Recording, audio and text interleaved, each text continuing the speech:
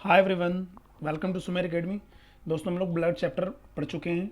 ठीक है, डिटेल में स्टडी उसकी हो चुकी है, कंसेप्चुअल बेस्ड पे और कंटेंट बेस्ड पे। अब उसका प्रैक्टिस सेट बचा हुआ है और उसमें हम लोगों ने साथियों ब्लड एंड सर्कुलेटरी सिस्टम पर रुधिर परिसंचरण तंत्र पे 2 लेक्चर लिया गया। एक 1.25 घंटे के आसपास का, एक और 1 घंटे के आसपास का लेक्चर है। 50 से ऊपर का है। तो दोनों लेक्चर आप जरूर देखिए, क्योंकि जो सेकंड लेक्चर है उसमें बहुत ही मोस्ट इंपॉर्टेंट पॉइंट्स, जो वन लाइनर पॉइंट्स हो सकते हैं, जो कि टीजीटी और पीजीटी दोनों के एग्जाम के लिए मद्देनजर बायोलॉजी से जो बच्चे हैं उनके लिए बहुत हेल्पफुल होगा। ठीक है साथियों, तो आप एक बार लेक्चर जरूर देख लीजिएगा। चलिए, आज हम लोग प्रैक्टिस करेंगे जो इंपॉर्टेंट एमसीक्यूज बन सकते हैं इस चैप्टर से, परिसंचरण से। ठीक है, उसको हम लोग फटाफट कर लेते हैं ताकि ये चैप्टर पूरी तरह से कंप्लीट हो जाए, कंटेंट एंड प्रैक्टिस सेट से, दोनों से। ठीक है, चलिए स्टार्ट करते हैं। और साथियों, ये खासतौर से टीजीटी और पीजीटी के बच्चों के लिए, मेन टीजीटी को फोकस करके है, 2016 और 2020 दोनों के लिए। चलिए स्टार्ट करते हैं क्वेश्चन। आइए, तो पहला क्वेश्चन आपके सामने रहा कि हृदय का सिस्टोलिक दबाव डायस्टोलिक दबाव से अधिक होता है, क्यों अधिक होता है ये बताना है। ऑप्शन से आपके सामने, हृदय में रुधिर की मात्रा डायस्टोल प्रवस्था में सिस्टोल प्रवस्था से अधिक होती है। रुधिर वाहिनियां रुधिर के बहाव का प्रतिरोध केवल सिस्टोल में करती हैं। धमनियां केवल सिस्टोल में सिकुड़ती हैं। हृदय से रुधिर को सिस्टोल में धमनियों में धकेला जाता है तथा डायस्टोल में नहीं। बताइए इसका राइट आंसर क्या होगा। क्या पूछ रहा है कि हृदय का सिस्टोलिक दबाव डायस्टोलिक दबाव से अधिक होता है। अब साथियों, मैंने चैप्टर जब लिया है, जब हम लोग कंसेप्ट पढ़े हैं, उसमें आप जाके देख सकते हैं, नोट्स अगर चाहें तो आप बना सकते हैं कि हम लोग सिस्टोल डायस्टोल को, जो सेकंड लेक्चर है, जो मैंने सेकंड वीडियो डाला है ब्लड से रिलेटेड, उसमें काफ़ी डिटेल में मैंने वो आपको सिस्टोलिक और डायस्टोलिक, जो ये लब डब की आवाज़ है, साउंड जो क्रिएट होती है हमारी हार्ट में, वो सेकंड लेक्चर में मैंने मेंशन किया है। फर्स्ट लेक्चर में मैंने इसको मेंशन नहीं कर पाया, तो मैं सेकंड लेक्चर उसको मेंशन किया हूँ, तो आप उसको जरूर एक बार देखिएगा। ठीक है, तो साथियों क्या कह रहा है कि सिस्टोलिक दबाव डायस्टोलिक दबाव से अधिक होता है। क्यों ऐसा होता है, क्यों?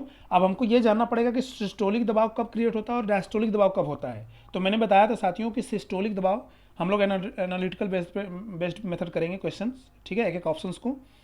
तो देखिए, इसका आंसर पहले बता देता हूँ। इसका कंसेप्ट क्या था कि हम लोगों ने पढ़ा था कि जो सिस्टोलिक दबाव है, जो लब आता है, सिस्टोलिक जो साउंड होता है, सिस्टोलिक साउंड, उसको हम बोलते हैं LUB, लब, लब की साउंड। मैं इंक चेंज कर देता हूँ ताकि इजी रहेगा। लब की साउंड आती है। ठीक है, लब की सिस्टोलिक है ये। कब ऐसा होता है? जब आपका लंग्स से ब्लड आर्ट मीन्स वेंस में आ चुका है, नीले में आ चुका है। अब क्या होगा कि जब नीले में आ चुका है, तो नीले से जैसे ही सिस्टोल होगा, सिस्टोल मतलब संकुचन, दबना, डायस्टोल मतलब हृदय का विस्तार होना, फैलना, यानी उसमें हृदय में ब्लड भरना और हार्ट से ब्लड को पंप करके नसों में भेजना, ये सिस्टोल होता है। और हार्ट में ब्लड भरना डायस्टोल होता है। ठीक है, इसी को प्रसारण बोलते हैं, डायस्टोल बोलते हैं।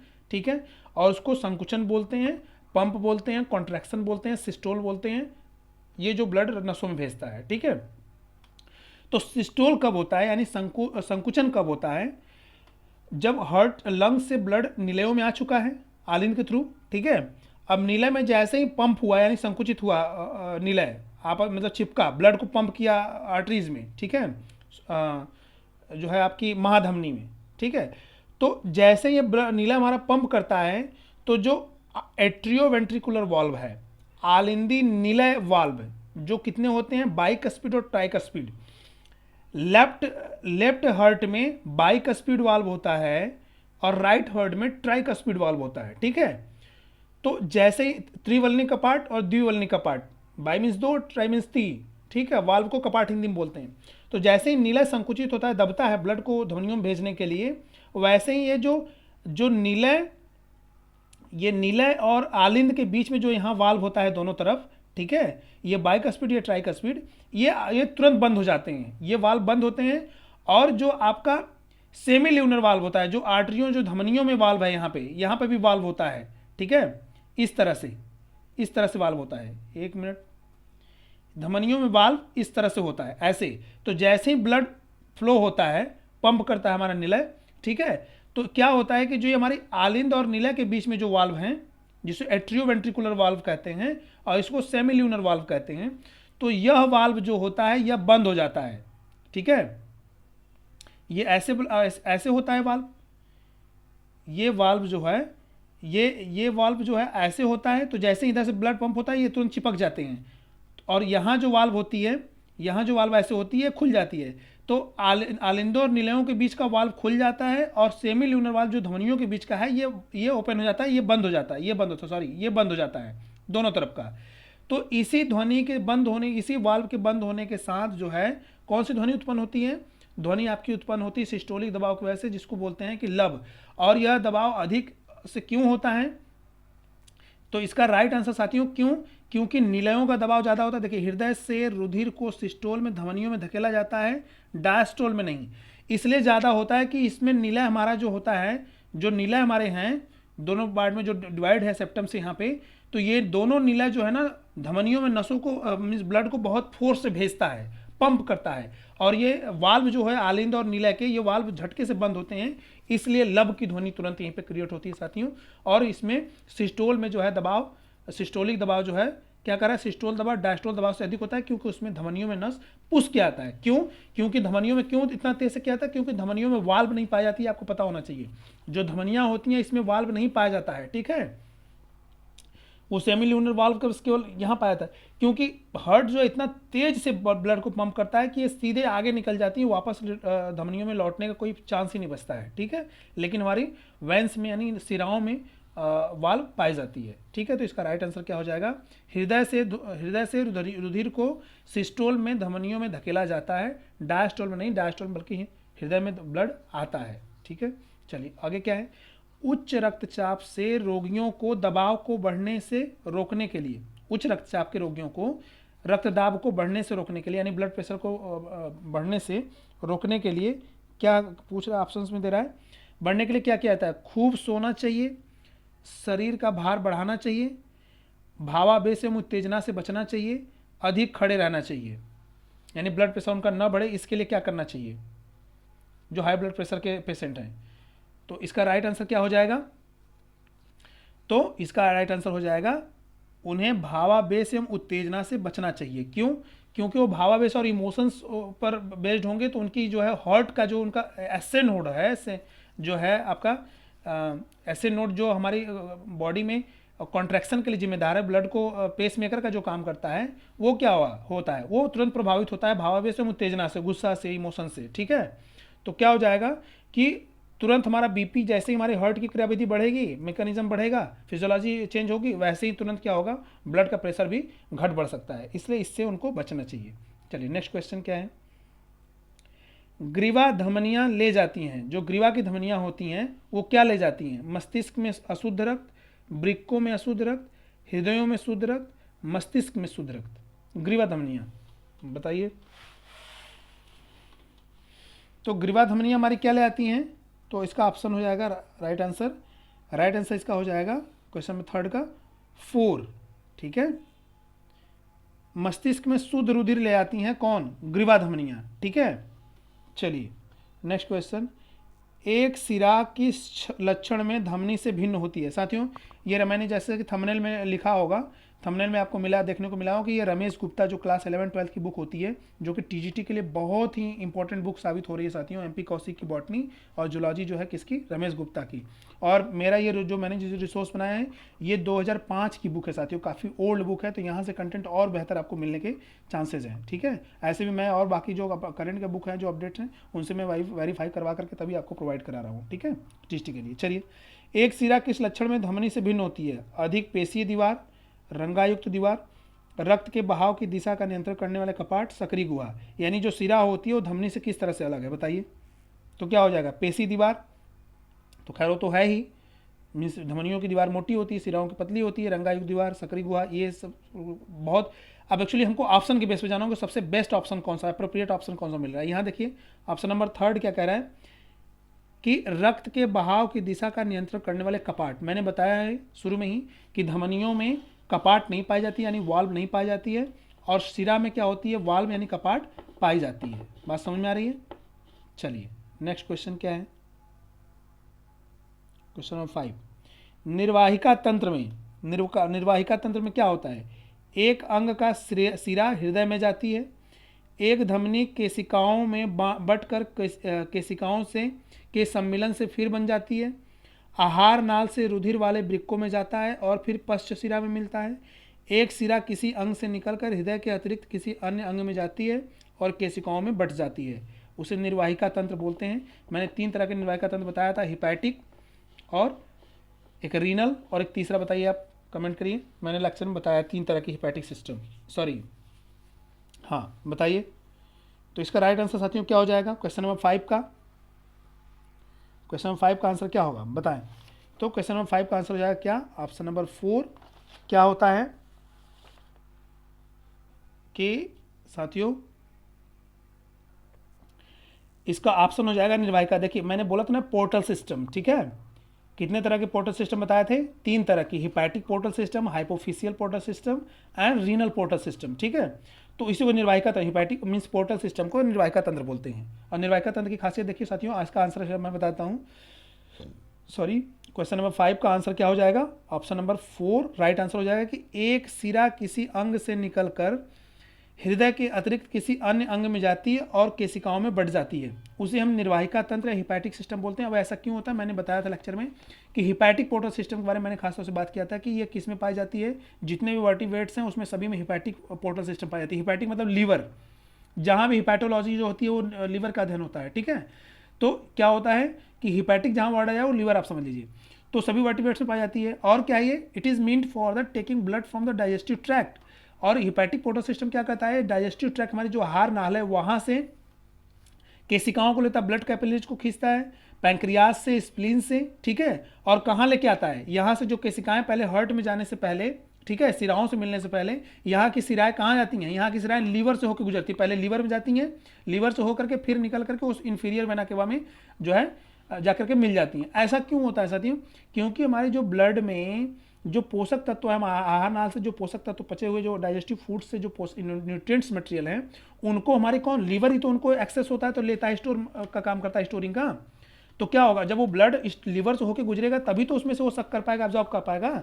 इसीलिए हमारी जो होता है ये हिपैटिक पोर्टल सिस्टम होता है कि जो हमारी नसों, जो आहार नाल की, पैंक्रियाज की, स्प्लीन की जो सिराएं होती हैं वो हार्ट में जाने से पहले एक बार पहले लीवर से होकर के तब जाकर के वो हार्ट के वाली सिराओं से जुड़ती हैं, ठीक है, निम्न महाशिरा से जुड़ती है। इसी को हम बोलते हैं क्या? एक सिरा, इसी को निर्वाहिका तंत्र बोलते हैं। और निर्वाहिका तंत्र में क्या होता है कि एक सिरा किसी अंग से निकलकर हृदय के अतिरिक्त किसी अंग में जाती है, फिर केशिकाओं में बढ़ जाती है, फिर वहाँ से आपस में केशिकाओं से, छोटी छोटी केशिकाओं से निकल कर जुड़ करके फिर निम्न महाशिरा से जाके जुड़ जाती है, ठीक है। ये होता है निर्वाहिका तंत्र। चलिए साथियों नेक्स्ट क्वेश्चन क्या है? क्वेश्चन नंबर 6, मनुष्य में दायां आलिंद किससे रक्त प्राप्त करता है? दायां आलिंद, राइट आरिकिल, ठीक है, बताइए। साइनस विनोसस से, अग्र महाशिरा से, पश्चिम अग्र महाशिरा से, फुफ्फुसी शिरा से। दाहिना आलिंद बताना है कि किससे ये ब्लड को रिसीव करता है। क्वेश्चन नंबर 6 का आंसर बताइए। तो क्वेश्चन नंबर 6 का आंसर हो जाएगा ऑप्शन नंबर 3, पश्चिम अग्र महाशिरा से। क्या होता है? हमारी पूरी होल बॉडी से, हार्ट से ब्लड ले जाती है धमनी, हार्ट टू बॉडी, हार्ट से बॉडी को, हार्ट से शरीर को धमनी लेके जाती है ब्लड, और शरीर से बॉडी टू हार्ट, शरीर से हृदय में कौन लेकर रख ले आता है? सिरा। तो क्या होती है कि जो हमारी अपर लिम्ब होती है, अपर लिम्ब मतलब कि हाथ, ब्रेन, यहाँ से जो ब्लड को लेकर के जो सिरा आती है उसे हम अपर लिम्ब बोलते हैं, जो पैर की तरफ से लेकर के जाती है उसे लोअर लिम्ब बोलते हैं। तो इसी में एक पश्च सिरा होती है, एक अग्र सिरा होती है। तो ये पूरी बॉडी से ब्लड जो वेस्ट मीन्स डीऑक्सीजनेटेड ब्लड है, ये कहाँ आता है? ये हमारा आता है कहाँ पे? हमारा हमारे दाहिने आलिंद में आता है, पहले दाहिने आलिंद से फिर नीलय में, नीलय से फिर कहाँ जाता है? आपके लंग्स में, लंग्स से फिर बाएं आलिंद में, बाएं आलिंद से फिर बाएं नीलय में, बाएं नीलय से फिर होल बॉडी, ठीक है। ये स्ट्रक्चर हो गया, पूरा सर्कल होता है ब्लड का। तो इसका राइट आंसर हो जाएगा क्या? पश्च और अग्र महाशिरा के द्वारा दायां आलिंद में जो है ब्लड जाता है, ठीक है।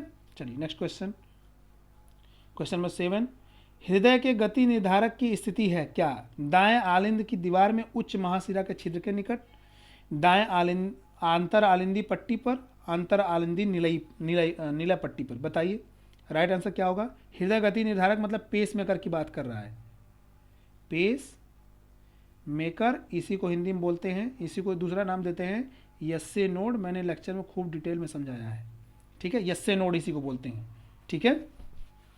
तो बताइए क्या हो जाएगा इसका? गति निर्धारक कौन होता है? तो इसका राइट आंसर हो जाएगा साथियों ये होता क्या है, उसका लोकेशन पूछ रहा है, तो ये होता है दाएं आलिंद की दीवार में उच्च महाशिरा के छिद्र के निकट। मैंने फिगर में भी दिखाया है आपको, मैं यहाँ पे फिगर नहीं इंक्लूड किया हूँ, लेक्चर वाला वीडियो आप जाकर देख लीजिए, ठीक है, नोट्स वाला, उसमें मैंने फिगर में भी काफ़ी बढ़िया से मेंशन किया है। SA node, AV node, Purkinje fibres, bundle of His, bundle of branches, सारा कुछ मेंशन किया है साथियों, ठीक है। तो इसका राइट आंसर हो जाएगा दाएं आलिंद की दीवार में उच्च महाशिरा के छिद्र के पास होता है, ठीक है ना। आंतर आलिंदी पट्टी पर तो क्या होता है आपका एवी नोड होता है, ठीक है। चलिए, सेप्टम नीला के पास। चलिए नेक्स्ट क्वेश्चन क्या है, क्वेश्चन नंबर 8। मानव के हृदय में रक्त के बहाव की दिशा क्या है, बताइए। बायां आलिंद से क्या बायां निलय, तो हृदय में मानव के हृदय में रक्त की बहाव हृदय में से, ठीक है। अब बायां, फिर फेफड़े दायां आलिंद बायां निलय, दायां आलिंद बायां निलय, बायां आलिंद बायां निलय, दायां शरीर, फिर दायां निलय, फिर इनमें से कोई नहीं, बताइए। तो ईजी है साथियों, लेक्चर जो भी देखेंगे समझ गए होंगे, नहीं तो मैं यहाँ पे भी आपको समझाता हूँ। बताइए इसका आंसर क्या हो जाएगा, राइट आंसर क्वेश्चन 8 का। तो इसका राइट आंसर हो जाएगा क्या, ऑप्शन नंबर 3। देखिए क्या पूछ रहा है कि हृदय में रक्त के बहाव की दिशा, हृदय से चलेंगे अब, तो क्या होगा, सबसे पहले हमारा हृदय से ब्लड कहाँ जाता है, हृदय से, यानी बॉडी के लिए, बॉडी के रिप्रेजेंट में बात हो रही है, पहले बॉडी को शुरू करना हो तो हृदय से कहाँ ब्लड चलेगा, तो शुरू होता है बाएं आलिंद से, ठीक है। बाएं आलिंद से फिर कहाँ जाता है, बाएं आलिंद में ब्लड कहाँ से आता है, लंग से ब्लड जैसे ही प्योर होकर के, यानी ऑक्सीजन बाइंड करके लेके आ गया हीमोग्लोबिन ब्लड वाला, ठीक है, वो बाएं आलिंद में आएगा पहले। बाएं आलिंद से बाएं नीलम जाता है, बाएं नीलम से पूरे शरीर में भेजा जाता है, ठीक है। अब बाएं पूरे मीन्स पूरे शरीर से कहाँ आता है, दाहिने नीले, दाहिने आलिंद से एक स्टेप मान लीजिए आप चाहे तो इंक्लूड कर सकते हैं कि दाहिना आलिंद के बाद फिर दाहिना नीले, ठीक है। तो ये स्ट्रक्चर है आपका। तो ऑप्शन नंबर क्या हो जाएगा, क्वेश्चन नंबर 8 का ऑप्शन नंबर, सॉरी क्या ऑप्शन नंबर 4, अच्छा सॉरी साथियों, एक्चुअली तो इसका राइट आंसर क्या हो जाएगा, इसका राइट आंसर हो जाएगा इनमें से कोई नहीं, चूंकि सही स्ट्रक्चर इसमें कहीं दिया नहीं है रक्त के बहाव की दिशा का, ठीक है। चलिए नेक्स्ट क्वेश्चन देख लेते हैं।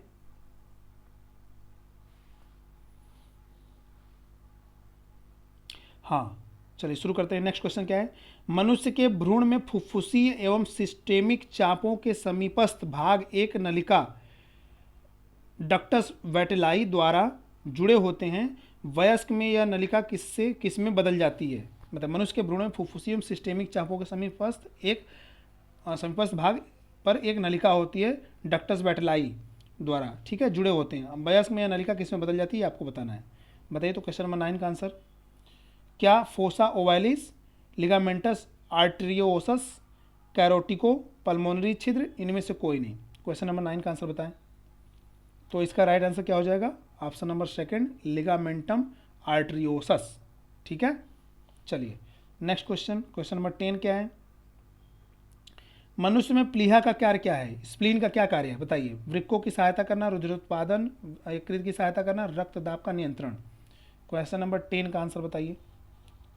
तो स्प्लीन हमारा ब्रिक मीन्स मनुष्य में क्या करता है, प्लीहा, तो ये क्या करता है, ऑप्शन नंबर 4, ठीक है, रक्तदाब का नियंत्रण, ठीक है। क्वेश्चन नंबर 10 कैसे, और स्प्लीन को साथियों हम क्या बोलते हैं, स्प्लीन को हम ब्लड बैंक भी बोलते हैं और वहीं पर उसको ग्रेवयार्ड भी बोलते हैं, कब्रिस्तान भी, यानी ये ब्लड बैंक का भी काम करता है, ब्लड स्टोरेज का भी काम करता है, और कब्रिस्तान यानी ब्लड के लिए क्या कब्रिस्तान भी है, मतलब मरे हुए ब्लड डेड जो आरबीसीज होते हैं उनको भी कलेक्ट करता है स्प्लीन, ठीक है। चलिए नेक्स्ट क्वेश्चन,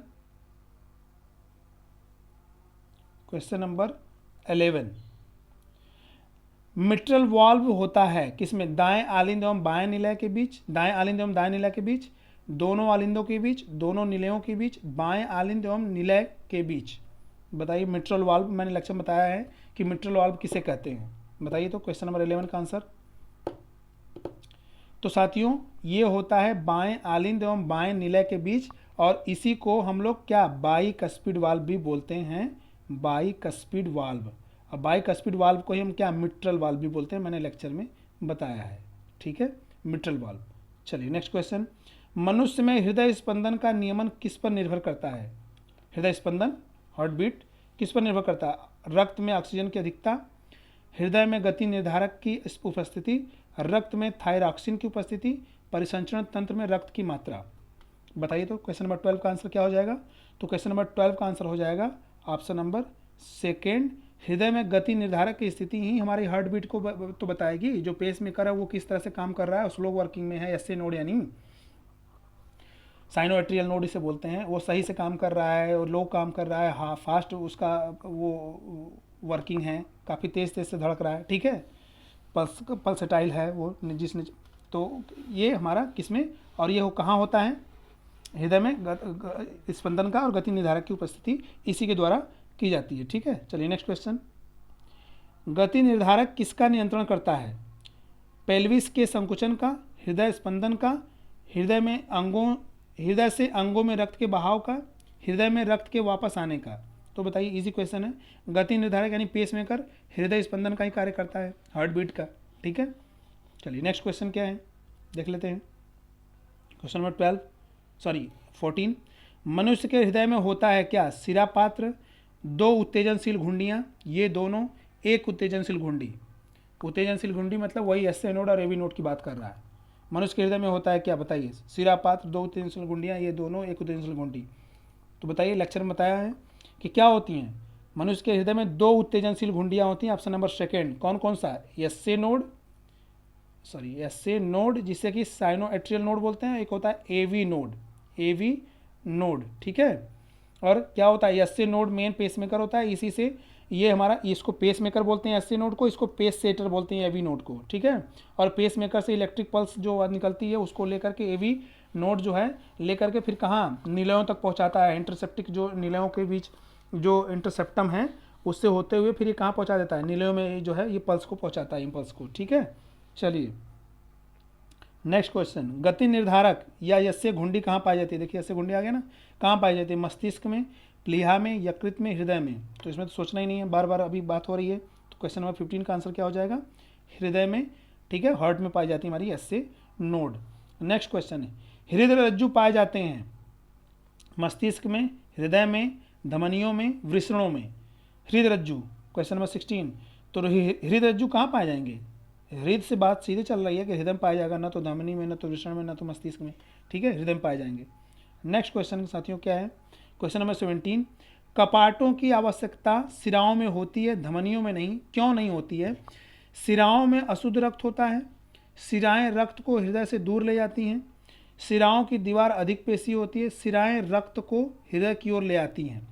बताइए, कपाट की आवश्यकता सिराओं में होती है, धमनियों में नहीं, क्यों, क्योंकि अब सिराओं के बारे में आपको बता देना है कि क्यों ऐसा है, ठीक है। चलिए क्वेश्चन नंबर 17 का आंसर क्या हो जाएगा। अब देखिए क्वेश्चन लग रहा है धमनियों में नहीं, क्योंकि धमनियों, ऐसा लग रहा है क्वेश्चन में कि धमनियों के बारे में पूछ रहा है। तो आप सिराओं का जानते होंगे तो धमनियों का भी आंसर निकल जाएगा, धमनियों को जानते होंगे तो आंसर का धमनियों सिराओं का भी निकल जाएगा। तो क्वेश्चन नंबर 17 का आंसर क्या हो जाएगा, क्वेश्चन नंबर 17 का आंसर हो जाएगा ऑप्शन नंबर 4, सिराएं रक्त को हृदय की ओर ले आती हैं। ये बात तो आपको पता ही है, तो ये राइट आंसर हो जाएगा, ठीक। हृदय सिराओं में अशुद्ध रक्त बहता है, ये भी सही है, ठीक है। सिराएं रक्त को हृदय से दूर ले जाती हैं, ये तो गलत है। सिराओं की दीवार अधिक पेशी होती है, ये भी गलत है। तो 2 ऑप्शन गलत हो गए, 2 ऑप्शन सही है। सिराओं में अशुद्ध रक्त बहता है, रक्त होता है, लेकिन क्या कह रहा है, ये वाल्व की बात हो रही है, तो सिराएं रक्त को हृदय की ओर ले आती हैं, तो इसलिए उसमें क्या होता है, उसमें वाल्व की जरूरत है नहीं। तो उसका चूंकि सिराओं का जो प्रेशर है ना वो 80 mmHg होता है ना, mmHg यानी रुधिर की कक्षा कम होता है। तो इसमें वाल्व नहीं होंगे तो इसका ब्लड पता लगेगा, सिरा का अपना वो गया आखिरी छोर तक, पैर के अंगूठे तक या हाथ के अंगूठे तक, तो वहीं का वहीं रह गया, वापस आ ही नहीं पा रहा बेचारा, थोड़ा आ रहा है तब तक पीछे वो चला जा रहा है। तो इसलिए क्या होगा, उसमें वाल्व लगाना जरूरी है। और धमनियों में क्या है कि ये खुदा इतना हार्ट इतना पुश करता है, इतना प्रेशर देता है कि इसमें वाल्व की जरूरत ही नहीं पड़ती। चलिए नेक्स्ट क्वेश्चन देख लेते हैं, क्वेश्चन नंबर 18, कौन सी धमनियां डायाफ्राम में रक्त पहुंचाती हैं। डायाफ्राम में इंटरकोस्टल, कैरोटिड, फ्रेनिक, प्लूरल। मतलब क्वेश्चन नंबर 18 बढ़िया क्वेश्चन है साथियों, क्वेश्चन पूछे जाने के चांसेस हैं टीजीटी और पीजीटी दोनों में। बताएं कौन सी धमनी डायफ्राम में रक्त पहुंचाती है। अभी आपको क्वेश्चन मिलेगा कौन सी धमनी हृदय को रक्त पहुंचाती है। भैया हृदय में तो ब्लड आता है वो पूरी बॉडी के लिए, लेकिन हृदय की भी तो अपना भी तो उसको सर्वाइव करने के लिए ब्लड चाहिए। तो हृदय को जो ब्लड देती है उसको कौन सी धमनी कहते हैं, जो वापस ले आती है उसको कौन सी नीला सिरा बोलते हैं, क्या है कैसे है, इसके बारे में आपको क्वेश्चन मिलेगा। अभी तो डायफ्राम पूछ रहा है। बताइए क्वेश्चन नंबर 18 का आंसर हो जाएगा ऑप्शन नंबर 3 फ्रीनिक बोलते हैं इसे। जो डायफ्राम में रक्त पहुंचाती है उसे हम फ्रीनिक बोलते हैं। नेक्स्ट क्वेश्चन, क्वेश्चन नंबर 19, मनुष्य में हृदय का गति निर्धारक अर्थात हृदय स्पंदन को प्रारंभ करने वाली रचना क्या कहलाती है? SA node, AV node, Purkinje के तंतु, कैरोटिड लिवरिंथ, पैपिलरी पेशी। बताइए, इजी क्वेश्चन है, ज़्यादा टाइम नहीं लूँगा। SA node, cyano atrial node. ठीक है, चलिए नेक्स्ट क्वेश्चन क्या है? धमनी में क्या होता है? दीवार महीन और रक्तदाब कम, दीवार मोटी और रक्तदाब उच्च, दीवार महीन और रक्तदाब उच्च, दीवार मोटी और रक्तदाब कम। बताएं तो क्वेश्चन नंबर 20 का आंसर क्या होता है धमनी में? तो क्वेश्चन नंबर 20 का आंसर हो जाएगा क्या? ऑप्शन नंबर सेकेंड, दीवार मोटी और रक्तदाब उच्च होता है। दीवार महीन तो सिरा की होती है इसलिए गलत हो जाएगा, दीवार महीन इसलिए गलत हो जाएगा, दीवार मोटी और रक्तदाब कम ये गलत हो जाएगा। ये सही था, दीवार मोटी तो होती है लेकिन रक्तदाब कम नहीं होता, रक्तदाब सिरा से ज़्यादा होता है, इसलिए ये भी गलत हो जाएगा। तो ऑप्शन नंबर सेकंड सही हो जाएगा। ठीक है, चलिए नेक्स्ट क्वेश्चन, क्वेश्चन नंबर 21। इनमें से किस अंग को एक प्रकार से रुधिर बैंक कहा जाता है? ब्लड बैंक किसको? हृदय को, प्लीहा को, यकृत को, फेफड़े को। बताइए तो क्वेश्चन नंबर 21 का आंसर। ब्लड बैंक किसे कहते हैं? तो मैंने बता दिया था, ऑप्शन नंबर सेकंड, प्लीहा को ब्लड बैंक भी बोलते हैं और ग्रेवयार्ड कब्रिस्तान भी बोलते हैं। ठीक है, चलिए नेक्स्ट क्वेश्चन, क्वेश्चन नंबर 22। मनुष्य में सिरा की तुलना में एक धमनी क्या करती है? मनुष्य में सिरा की तुलना में एक धमनी की दीवार पतली होती है, सिरा की तुलना में धमनी की दीवार शरीर की सतह से अधिक निकट होती है। किस अंग में से रक्त ले जाती है? किसी अंग से रक्त ले जाती है, में भीतर कपाट नहीं होते। चलिए एनालिटिकल देख लेते हैं। मनुष्य में सिरा की तुलना में धमनी के बारे में बात हो रही है तो की दीवार पतली होती है, गलत। धमनी की दीवार मोटी होती है सिरा की तुलना में। शरीर की सतह के अधिक निकट होती है, गलत। शरीर की सतह के निकट सिरा होती है, धमनी नहीं होती है। इसीलिए जब कभी नस कट जाती है, जो लोग गुस्से में नस काट लेते हैं लड़कियां लड़के, तो वो मरते नहीं है। क्यों? क्योंकि उसमें ऑक्सीजनेटेड ब्लड नहीं होता, डीऑक्सीजनेटेड ब्लड होता है। ठीक है, उसमें प्रेशर कम होता है इसलिए ब्लड कम निकल पाता है। धमनी कट जाए तो पूरा ही ब्लड, फिर तो मुश्किल हो जाए काम। ये भी गलत। किसी अंग से रक्त ले जाती है, नहीं, किसी अंग में रक्त ले जाती है। हर्ट से अंग को जाती है, तो किसी हर्ट में नहीं, और किसी हर्ट से नहीं, सॉरी किसी अंग से नहीं, किसी अंग में ले जाती है, तो ये भी गलत हो जाएगा। में भीतर कपाट नहीं होते, ये ऑप्शन सही है, ऑप्शन नंबर 4 कि सिरा की तुलना में धमनी में कपाट नहीं होता, वाल्व नहीं होता। नेक्स्ट क्वेश्चन, पैपिलरी पेशियां पाई जाती हैं स्तनियों की चर्म में, मनुष्य के हृदय के निलयों में, नेत्र कोटरों में, आमाशय के पाइलोरिक भाग में। क्वेश्चन नंबर 23 बताएं तो 23 का आंसर क्या हो जाएगा?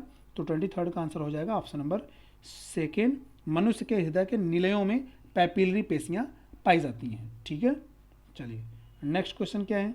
क्वेश्चन नंबर 24, पल्मोनरी और वृक्क धमनियों का समान लक्षण है। देखिए, पल्मोनरी का और वृक्क धमनी का समान लक्षण क्या है? दोनों में ऑक्सीजनीकृत रक्त होता है, दोनों में अपने अपने अंगों में लाई गई कार्बन डाइऑक्साइड होती है, और क्या है, भीतर दोनों में भीतर कपाट नहीं होते, इनमें दोनों में दीवार महीन होती है। बताइए क्या आंसर हो जाएगा क्वेश्चन नंबर 24 का? पल्मोनरी और वृक्क धमनियों में क्या समान लक्षण है? तो ऑप्शन नंबर 3, दोनों में भीतर कपाट नहीं होते। पल्मोनरी और वृक्क धमनियों का समान लक्षण है कि इनके भीतर कपाट नहीं होता है। ठीक है, चलिए आगे देख लेते हैं। पल्मोनरी देखिए, अच्छा अभी आप बाकी ऑप्शन देख लेते हैं। पल्मोनरी, ये पहला ऑप्शन इसलिए कट जाएगा कि पल्मोनरी और में ऑक्सीजनीकृत रक्त होता है, तो दोनों पल्मोनरी में नहीं होता, एक पल्मोनरी में। कौन? पल्मोनरी आर्टरी में ऑक्सीजनीकृत रक्त नहीं होता, इसलिए गलत हो जाएगा। दोनों में अपने अपने अंगों में लाई गई कार्बन डाइऑक्साइड होती है, तो ये कहाँ से कार्बन डाइऑक्साइड इसमें? पल्मोनरी में तो एक में कार्बन डाइऑक्साइड नहीं होता है, तो ये भी गलत हो जाएगा। ठीक है, 4 क्या था? दोनों में दीवार महीन होती है, तो ऐसा भी नहीं है। ठीक है, चलिए नेक्स्ट, ये तो सीधे ही गलत हो गया था। क्वेश्चन 25, पुरकिंजे के तंतु किस में होते हैं? मस्तिष्क में, नेत्र में, हृदय में, यकृत में। तो इतना ऊपर आंसर दे दिया कि ये तो हर किसी को पता है कि ऑप्शन नंबर 3 हार्ट में जो है पुरकिंजे के तंतु होते हैं। नेक्स्ट क्वेश्चन, आहार नाल के विभिन्न भागों में यकृत में रक्त लाने वाली सिरा। आहार नाल के विभिन्न भागों से रक्त में, यकृत में रक्त लाने वाली सिरा क्या कहलाती है? अभी ऊपर बात हो चुकी है। वृक्क निर्वाहिकाएं, यकृत निर्वाहिकाएं, यकृत सिरा, यकृत वृक्क सिरा। क्वेश्चन नंबर 26 का आंसर इजी है, बता सकते हैं। ऑप्शन नंबर सेकंड यकृत निर्वाहिकाएं, अभी बात हुई कि हिपैटिक पोर्टल सिस्टम बोलते हैं, 3 तरह की पोर्टल सिस्टम पाई जाती है, hepatic portal system, hypophyseal portal system, renal portal system. ठीक है, नेक्स्ट क्वेश्चन, क्वेश्चन नंबर 27, रसांकुर में उपस्थित लसिका केशिकाएं, लसिका केशिका कहलाती है सिराका, धमनिका, आच्छीर वाहिनी, इनमें से कोई नहीं। 27 बताइए। तो क्वेश्चन नंबर 27 का आंसर हो जाएगा आच्छीर वाहिनी रसांकुर में उपस्थित लसिका केशिका को कहते हैं। ठीक है, चलिए नेक्स्ट क्वेश्चन, क्वेश्चन नंबर 28, स्फैग्नोमीटर से क्या नापते हैं? रक्तदाब, रक्त के बहाव की दर, हृदय स्पंदन की दर, ताप। बताइए। तो स्फैग्नोमीटर, थोड़ा सा कन्फ्यूजन लोगों को हो सकता है कि रक्तदाब को लेकर के और हृदय स्पंदन की दर को लेकर कन्फ्यूजन हो सकता है किसी किसी साथी को। तो बताइए क्या आंसर, इसका राइट आंसर हो जाएगा? तो क्वेश्चन नंबर 28 का राइट आंसर हो जाएगा रक्तदाब, इससे हम बीपी नापा जाता है स्फैग्नोमीटर से। ठीक है, चलिए नेक्स्ट क्वेश्चन, न कि heartbeat. Question number 29, William Harvey किसकी खोज के लिए प्रसिद्ध है? विलियम हार्वे किसकी खोज के लिए प्रसिद्ध है? श्वसन की खोज के लिए, रक्त स्पंदन के लिए, रक्त परिसंचरण के लिए, पाचन के लिए। तो ये भी मोस्टली लोगों को पता है कि विलियम हार्वे किसके लिए? रक्त परिसंचरण के लिए। ऑप्शन नंबर 3 ब्लड सर्कुलेशन के लिए फेमस है। नेक्स्ट क्वेश्चन, क्वेश्चन नंबर 30, हृदय के बाएं भाग में पहुंचने से पहले रक्त को किसमें से गुजरना पड़ता है, आवश्यक होता है? हृदय के बाएं भाग में यानी लेफ्ट मीन्स आर्किल और वेंट्रिकल में जाने से पहले रक्त को किसमें से गुजरना पड़ता है या आवश्यक होता है? यकृत से, तिल्ली से, फेफड़े से, वृक्क से। तो ये भी आंसर कैसे किसी को पता है कि फेफड़े से गुजरना जरूरी है, क्योंकि बाएं नीले में जाएगा तो वहाँ प्योर ब्लड होना चाहिए, क्योंकि वहाँ से फिर बॉडी भेजा जाएगा, तो उसके पहले उसको ऑक्सीजनेटेड होना जरूरी है। Next question, question number 31, question number 31 साथियों क्या हो जाएगा? लसिका ग्रंथियां बनाती हैं, लसिका ग्रंथियां क्या बनाती हैं? Hormone, enzyme, antibody, antigen. तो बताइए 31 का आंसर, लसिका ग्रंथियां क्या बनाती हैं? तो लसिका ग्रंथियां एंटीबॉडी बनाती हैं। मैंने आपको लेक्चर में बहुत बढ़िया से बताया है लसिका ग्रंथियां। ठीक है, हमारी जो लिम्फ होती है उसमें 2 तरह की सेल्स होती है, टी सेल्स और एक होती है बी सेल्स। ठीक है, तो टी सेल्स जो होती है मेन हमारी ये किसके लिए? आपकी एंटीबॉडी के लिए जिम्मेदार है, एंटीबॉडी बनाती है। पल्मोनरी सिरा, हृदय से शुद्ध रक्त फेफड़ों में ले जाती है। पल्मोनरी सिरा की बात हो रही है, क्या हृदय से शुद्ध रक्त फेफड़ों में ले जाती है? हृदय से अशुद्ध रक्त फेफड़ों में ले जाती है? फेफड़ों से शुद्ध रक्त हृदय में ले जाती है? फेफड़ों से अशुद्ध रक्त हृदय में ले जाती है? बताइए ऑप्शन क्या हो जाएगा सही? ऑप्शन नंबर 32 का, क्वेश्चन नंबर 32 का आंसर ऑप्शन नंबर 3 फेफड़ों से शुद्ध रक्त हृदय में ले जाती है पल्मोनरी सिरा। बाकी ऑप्शंस क्यों गलत हो जाएंगे? पल्मोनरी सिरा हो रही है, सिरा में अशुद्ध रक्त, लेकिन पल्मोनरी लग गया तो शुद्ध रक्त बहेगा। ठीक है, और जो होती है पल्मोनरी सिरा क्या होती है, सॉरी वह क्या होती है? फेफड़ों से ब्लड को हार्ट की ओर ले आती है। और पल्मोनरी आर्टरी क्या होती है? वो हार्ट से ब्लड लंग्स को ले आती है। तो हृदय से शुद्ध रक्त फेफड़ों में ले आती है, तो हृदय से शुद्ध रक्त फेफड़े में क्यों जाएगा? गलत। हृदय से अशुद्ध रक्त फेफड़ों में ले जाती है, हृदय से अशुद्ध रक्त तो पल्मोनरी आर्टरी ले जाती है, तो इसलिए गलत। फेफड़ों से अशुद्ध रक्त हृदय में ले आती है, तो फेफड़े से अशुद्ध रक्त कभी आएंगे नहीं, गलत। तो ऑप्शन नंबर 3 सही। नेक्स्ट क्वेश्चन, डायस्टोल के समय क्या होता है? रुधिर हृदय से निकलता है, रुधिर हृदय में आता है, रुधिर हृदय से निकलता है, रुधिर फेफड़ों में जाता है। Diastole, question number 33। तो बताइए डायस्टोल, मैंने बताया था कि डायस्टोल को क्या बोलते हैं? डायस्टोल को बोलते हैं क्या? प्रसारण। हृदय का प्रसारण मतलब और शुद्ध बोले तो फैलना। हृदय जब हमारा फैलता है तो उसको हम प्रसारण बोलते हैं। अर्थात प्रसारण कब होगा? जब उसमें ब्लड क्या होगा? भरेगा हार्ट में। ठीक है, जब हार्ट में ब्लड आएगा तब उसको हम प्रसारण बोलते हैं, इसको डायस्टोल बोलते हैं बायोलॉजिकल टर्म्स में। तो ऑप्शन से रुधिर हृदय से निकलता है, गलत हो जाएगा। हृदय से निकलेगा तो उसको सिस्टोल बोलेंगे। रुधिर हृदय में आता है, ये ऑप्शन सही हो जाएगा, रुधिर हृदय में आता है। रुधिर नीलेयों से निकलता है, नीलेयों से निकलता है, तो ये बात तो सही है, लेकिन डायस्टोल में निकलना नहीं, आता है। ठीक है, तो ये गलत। रुधिर फेफड़ों में जाता है, ये भी गलत। ठीक है, तो ये भी नीलेयों से नहीं निकलता है, डायस्टोल में सिस्टोल में निकलता है। नेक्स्ट क्वेश्चन 34, हृदय स्पंदन एक गांठ जैसे ऊतक द्वारा नियंत्रित होता है।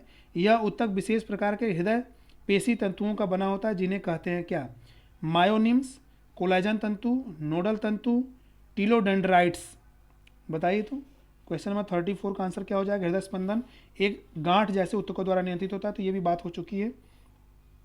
यह ऊतक विशेष प्रकार के हृदय पेशी तंतुओं से का बना होता है, उसे क्या बोलते हैं बताइए। क्वेश्चन नंबर 34 का आंसर हो जाएगा साथियों, इसका राइट आंसर है ऑप्शन नंबर थर्ड, नोडल तंतु उसे बोलते हैं, ठीक है, नोडल तंतु का बना होता है। नेक्स्ट क्वेश्चन 35, फेफड़ों से हृदय में रक्त लाने वाली रक्तवाहिनी होती है, फेफड़े से हृदय में रक्त ला रही है तो उसे हम रक्तवाहिनी को क्या बोलते हैं, फुफ्फुसी सिरा, फुफ्फुसी धमनी, कार्डियक धमनी, कार्डियक सिरा। बताइए राइट आंसर 35 का। तो 35 का राइट आंसर क्या हो जाएगा, तो इसका राइट आंसर हो जाएगा, अब देखिए, अब शुद्ध रक्त की बात कर लिए तो धमनी, अशुद्ध की सिरा। अब फेफड़े से आएगा तो जस्ट उल्टा हो जाएगा, फेफड़े से आएगा तो सिरा शुद्ध ले आएगा, अब फेफड़े को ले जाएगा तो धमनी ले जाएगी।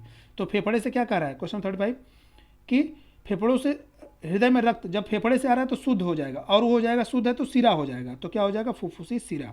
चलिए नेक्स्ट क्वेश्चन, इनमें से किसमें ऑक्सीजनीकृत रक्त होता है, वृक्क सिरा में, फुफ्फुसी सिरा में, फुफ्फुसी धमनी में, यकृत निर्वाहिका में।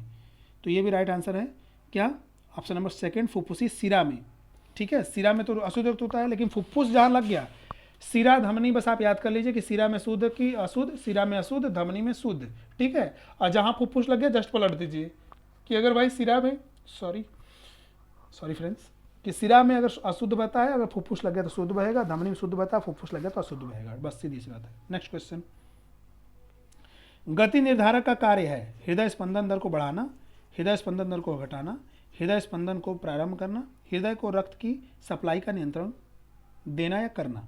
बताइए तो गति निर्धारक 37 का आंसर क्या हो जाएगा, तो 37 का आंसर क्या हो जाएगा, क्वेश्चन नंबर 37 का आंसर हो जाएगा ऑप्शन नंबर थर्ड, हृदय स्पंदन को प्रारंभ करना ही एसए नोड पेसमेकर का काम है, ठीक है। दर को बढ़ाना होना तो हार्मोनल इफेक्ट है, एड्रेनलिन हार्मोन वगैरह इफेक्ट करता है गति को, दर को बढ़ाना कम करना, ठीक है। घटाना बढ़ाना ये सब नहीं है काम इसका, ठीक है। सप्लाई भी इसका काम नहीं है, सप्लाई कहीं और इसका बस काम है सीधे मीन्स हार्ट में क्या पल्सेटाइल नेचर को उसमें लाना, यानी कि हार्ट को कॉन्ट्रैक्टाइल बनाना। नेक्स्ट क्वेश्चन क्या है 38, त्रिवलनी कपाट किसके बीच होता है, बड़े क्वेश्चन है। दाएं आलिंद व नीला के बीच, दोनों आलिंदों के बीच, बाएं आलिंद व नीला के बीच, दोनों नीलाओं के बीच। तो यह भी मोस्टली लोगों को पता ही होना चाहिए। तो क्या है, ट्राइकस्पिड वाल्व दाएं आलिंद व नीला के बीच होता है, ठीक है। चलिए नेक्स्ट क्वेश्चन क्या है 39, अधिकांश धमनियां शुद्ध रक्त ले जाती हैं, परंतु अशुद्ध रक्त लाने वाली धमनियां होती हैं। धमनियां शुद्ध रक्त ले जाती हैं, लेकिन अशुद्ध रक्त लाने वाली धमनी क्या बोलते हैं, वृक्क धमनी, यकृत धमनी, फुफ्फुसी धमनी, इनमें से कोई नहीं। तो बिना टाइम वेस्ट किए ऑप्शन नंबर थर्ड, फुफ्फुसी धमनी अशुद्ध रक्त लेके आती है। नेक्स्ट क्वेश्चन, क्वेश्चन नंबर 39, अधिकांश धमनियां शुद्ध, ये हो गया क्या, हाँ सॉरी हो गया। क्वेश्चन नंबर 40, लाल एवं श्वेत पल्प नामक उत्तक किस अंग में पाए जाते हैं, लाल एवं श्वेत पल्प नामक उत्तक किस अंग में पाए जाते हैं, प्लीहा में, अस्थि में, दांत में और कंकाल पेशी में। बताइए तो राइट आंसर, लाल एवं श्वेत पल्प तो कहाँ पाए जाते हैं, ये पाए जाते हैं प्लीहा में। क्वेश्चन नंबर 40 का आंसर ऑप्शन नंबर 1, ठीक है। चलिए नेक्स्ट क्वेश्चन 41 देख लेते हैं। रुधिर केशिकाओं कैपिलरीज, ब्लड कैपिलरीज की दीवार किन केशिकाओं की बनी होती है, कोशिकाओं की बनी होती है। यहाँ कैपिलरी कह रहा है, यहाँ कह रहा है सेल, ठीक है। यानी रुधिर केशिकाओं की दीवार किन कोशिकाओं की बनी होती है, बताइए तो। एंडोथेलियमी, पैराइटल, हिमोसाइट, ऑक्जिंटिक। बताइए क्वेश्चन 41, तो क्या हो जाएगा 41 का आंसर, ऑप्शन नंबर 1 एंडोथीलियमी होती हैं, ठीक है। चलिए नेक्स्ट क्वेश्चन 42, मनुष्य में हृदय स्पंदन होता है न्यूरोजीनी, मायोजीनी, दोनों, इनमें से कोई नहीं। तो मनुष्य में हृदय स्पंदन कैसा होता है बताइए 42 का आंसर। तो 42 का आंसर मैंने बताया था कि साथियों दो तरह की मीन्स वो होती है हार्ट की सिस्टम, ठीक है। एक न्यूरोजेनिक हार्ट होता है जिसे बोलते हैं न्यूरोजेनिक हार्ट, एक होता है मायोजेनिक, मैंने लेक्चर में बताया खूब बढ़िया से। मायोजेनिक हार्ट, न्यूरोजेनिक हार्ट किसे बोलते हैं, जिसका कंट्रोल किससे, नर्वस सिस्टम के द्वारा होता है, उसको न्यूरोजेनिक हार्ट बोलते हैं। और एक हार्ट मायोजेनिक उससे बोलते हैं जिसका कंट्रोल यानी कंट्रक्शन रिलैक्सेशन एक खास तरह के मसल्स के द्वारा, पेशी संकुचन कंट्रक्शन के द्वारा होता है, शीतलन के द्वारा, उसे मायोजेनिक हार्ट बोलते हैं। तो मैंने लेक्चर में काफ़ी डिटेल में इसको अगर आपको चाहिए समझना है तो आप लेक्चर देख लीजिए, आपको काफ़ी क्लियर हो जाएगा। तो चलिए क्या पूछ रहा है, मनुष्य में हृदय स्पंदन होती है कैसा, न्यूरोजेनिक, मायोजेनिक। तो क्वेश्चन नंबर 42 का आंसर हो जाएगा इसका राइट आंसर मायोजेनिक, मनुष्य का हृदय मायोजेनिक होता है, ठीक है। क्वेश्चन 43, मनुष्य के हृदय में अर्धचंद्राकार कपाट, ठीक है, क्या होते हैं? दाएं आलिंद नीला छिद्र पर और रुधिर शुद्ध रुधिर के बहाव का नियंत्रण करते हैं। दाएं आलिंद नीला छिद्र पर और अशुद्ध रुधिर के बहाव का नियंत्रण करते हैं। बाएं आलिंद नीला छिद्र पर और शुद्ध रुधिर के बहाव का नियंत्रण करते हैं। चापों के छिद्रों पर और शुद्ध एवं अशुद्ध रुधिर के बहाव का नियंत्रण करते हैं। तो बताइए क्वेश्चन 43 का आंसर क्या हो जाएगा? तो राइट आंसर, मनुष्य के हृदय में अर्धचंद्राकार कपाट क्या होते हैं? चापों के छिद्रों पर, ठीक है। 43 का आंसर चापों के छिद्रों पर और शुद्ध एवं अशुद्ध रुधिर के बहाव का नियंत्रण करते हैं, ठीक है। कपाट वाल्व का तो यही काम है ना, ठीक है। नेक्स्ट क्वेश्चन 44, यदि हृदय की स्पंदन दर 80 प्रति मिनट हो तो हृदय चक्र का समय होगा। 80 प्रति मिनट है तो हृदय चक्र का समय क्या होगा? 0.8 सेकेंड, 0.75 सेकेंड, 0.9 सेकेंड, 0.85 सेकेंड। बताइए तो क्वेश्चन 44 का आंसर क्या हो जाएगा? तो ऑप्शन नंबर सेकेंड 0.75 सेकेंड होगा इसका राइट आंसर क्वेश्चन नंबर 44 का। नेक्स्ट क्वेश्चन 45, हृदय स्पंदन में लब डब की ध्वनि क्रमशः किसके कारण होती है? जो लब और डब की ध्वनि आती है वो किसके कारण आती है? बताइए। तो ऑप्शंस हैं त्रिवलनी एवं द्विवलनी कपाटों के खुलने से, त्रिवलनी एवं द्विवलनी कपाटों के बंद होने से, त्रिवलनी द्विवलनी एवं अर्धचंद्राकार कपाटों के खुलने से, त्रिवलनी द्विवलनी और अर्धचंद्राकार कपाटों के बंद होने से। क्वेश्चन नंबर 45 का आंसर बताएं। तो 45 का आंसर क्या हो जाएगा? ऑप्शन नंबर 4 त्रिवलनी कपाट, द्विवलनी एवं अर्धचंद्राकार कपाटों के बंद होने से, ठीक है। मैंने बताया था कि बाइकस्पिड और ट्राइकस्पिड वाल्व क्या होते हैं? ये तुरंत बंद हो जाते हैं, ठीक है। इसलिए क्या लब डब की, और एक बार ये बंद होते हैं तो अर्धचंद्राकार कपाट मतलब वो सेमी ल्यूनर वाल्व, ठीक है, वो खुल जाते हैं। अब वो एक बार खुलता है जब ब्लड गिरता है वापस तो ये बंद हो जाते हैं। तो इन्हीं के खुलने बंद होने से ये जो है आवाज़ आती है। चलिए नेक्स्ट क्वेश्चन क्या है? क्वेश्चन 46, रक्त केशिकाएं होती हैं, ब्लड कैपिलरीज होती हैं, एंडोथेलेमी तथा संयोजी ऊतक का महीन स्तर, एंडोथेलेमी तथा पेशी तंतुओं का महीन स्तर, एंडोथेलियमी तथा संयोजी ऊतक एवं पेशी तंतुओं के महीन स्तर, केवल एंडोथेलेमी। बताइए क्वेश्चन 46 का आंसर क्या हो जाएगा? तो ऑप्शन नंबर सेकेंड एंडोथेलियमी तथा पेशी तंतुओं का महीन स्तर, एंडोथेलियमी सेल्स की बनी होती है, ठीक है, रक्त केशिकाएं। क्वेश्चन 47, हृदय स्पंदन में डब की ध्वनि तब होती है जब त्रिवलनी कपाट खुलता है, मिट्रल वाल बंद होता है, मिट्रल कपाट खुलता है, महाधमनी के सिरे पर के अर्धचंद्राकार कपाट बंद होते हैं। बताइए डब की ध्वनि कब होती है? क्वेश्चन 47 का आंसर तो ऑप्शन नंबर 4 महाधमनी के जो होती है कि सिरे पर के अर्धचंद्राकार कपाट जब बंद होते हैं। मैंने बताया था, लब मैंने बताया था कब होता है, ये जो होता है ये खुलता है, और मीन्स बाइकस्पिड और ट्राइकस्पिड जब बंद होता है तो लब की ध्वनि LUB, ठीक है, जो साइनोआर्ट्रियल वाल्व है, ठीक है, जो आलिंद और नीलयों के बीच के जो बाइकस्पिड ट्राइकस्पिड वाल्व वो बंद होते हैं, नीला जब संकुचित होता है, और जो आपके AV साइनोआर्ट्रियल नोड यही अर्धचंद्राकार कपाट जो होते हैं ये खुलता है तो लब की ध्वनि। और जब क्या होता है, जब ये बंद होते हैं अर्धचंद्राकार कपाट महाधमनी के, तब डब की ध्वनि उत्पन्न होती है, ठीक है। चलिए नेक्स्ट क्वेश्चन 48, मनुष्य में लसिका वाहिकाएं अपनी लसिका को अंततः पहुंचाती हैं। लसिका कहाँ पहुंचाती है? यकृत निवाहिका में, सब क्लैवियन सिराओं में, नितंब सिरा में, प्लीहा में प्रवेश करने वाली धमनी में। बताइए तो 48 का आंसर क्या हो जाएगा? तो क्वेश्चन नंबर 48 का आंसर हो जाएगा क्या? सब क्लैवियन सिराओं में होती हैं, ये जो है लसिका वाहिकाएं अपनी लसिका को अंततः पहुंचाती हैं, ठीक है। नेक्स्ट क्वेश्चन, सारी सिराएं क्या होती हैं? बड़ी सिराओं या हृदय में खुलती हैं, शुद्ध रुधिर का परिसंचरण करती हैं, अशुद्ध रुधिर का परिसंचरण करती हैं, छोटी छोटी सिराओं के सम्मिलन से बनती हैं सारी सिराएं। क्वेश्चन नंबर 49 का आंसर क्या हो जाएगा? ऑप्शन नंबर 4 छोटी छोटी सिराओं के सम्मिलन से सारी सिराएं क्या होती हैं? बनती हैं, ठीक है। क्वेश्चन नंबर 50 का, चलिए नेक्स्ट क्वेश्चन देखते हैं। क्वेश्चन नंबर 50, हृदय स्पंदन के आवेग के मार्ग के लिए कौन सा सेट सही है? हृदय स्पंदन का आवेग जो यानी हार्ट का जो बीट है, हार्ट बीट जो शुरू होता है एस ए नोट से, उसके लिए कौन सा सही है?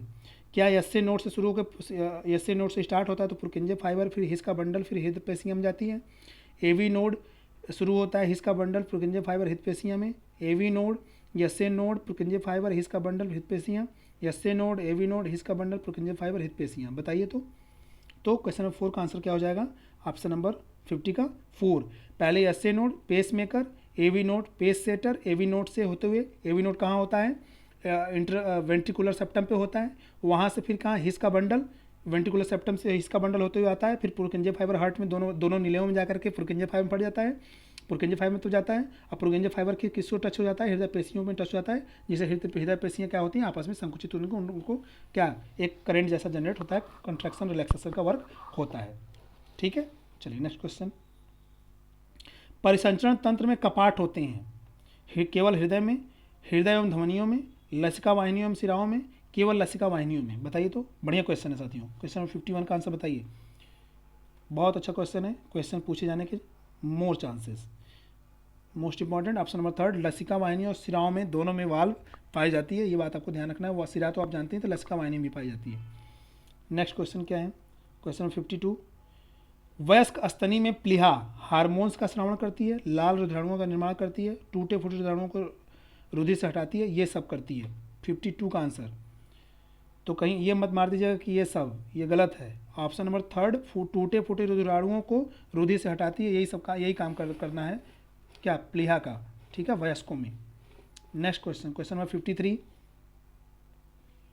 क्वेश्चन नंबर 53 साथियों क्या हो जाएगा?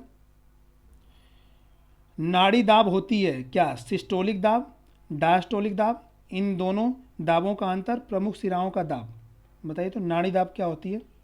यानी जहाँ से नाड़ी डॉक्टर चेक करता है, जो बोलते हैं पल्स चेक कर रहे हैं, तो क्या होता है? वो सिस्टोलिक दाब को देखता है, डायस्टोलिक दाब को देखता है, इन दोनों दाबों का अंतर देखता है, इन प्रमुख सिराओं की दाब देखता है। 53 का आंसर। तो 53 का आंसर ऑप्शन नंबर 3, इन दोनों दाबों का अंतर वो देखता है कि क्या वो काफ़ी देर में, ऐसा तो नहीं कि काफ़ी देर में वो धक या लब डब के मीन्स साउंड तो नहीं सुनाई दे रहा है।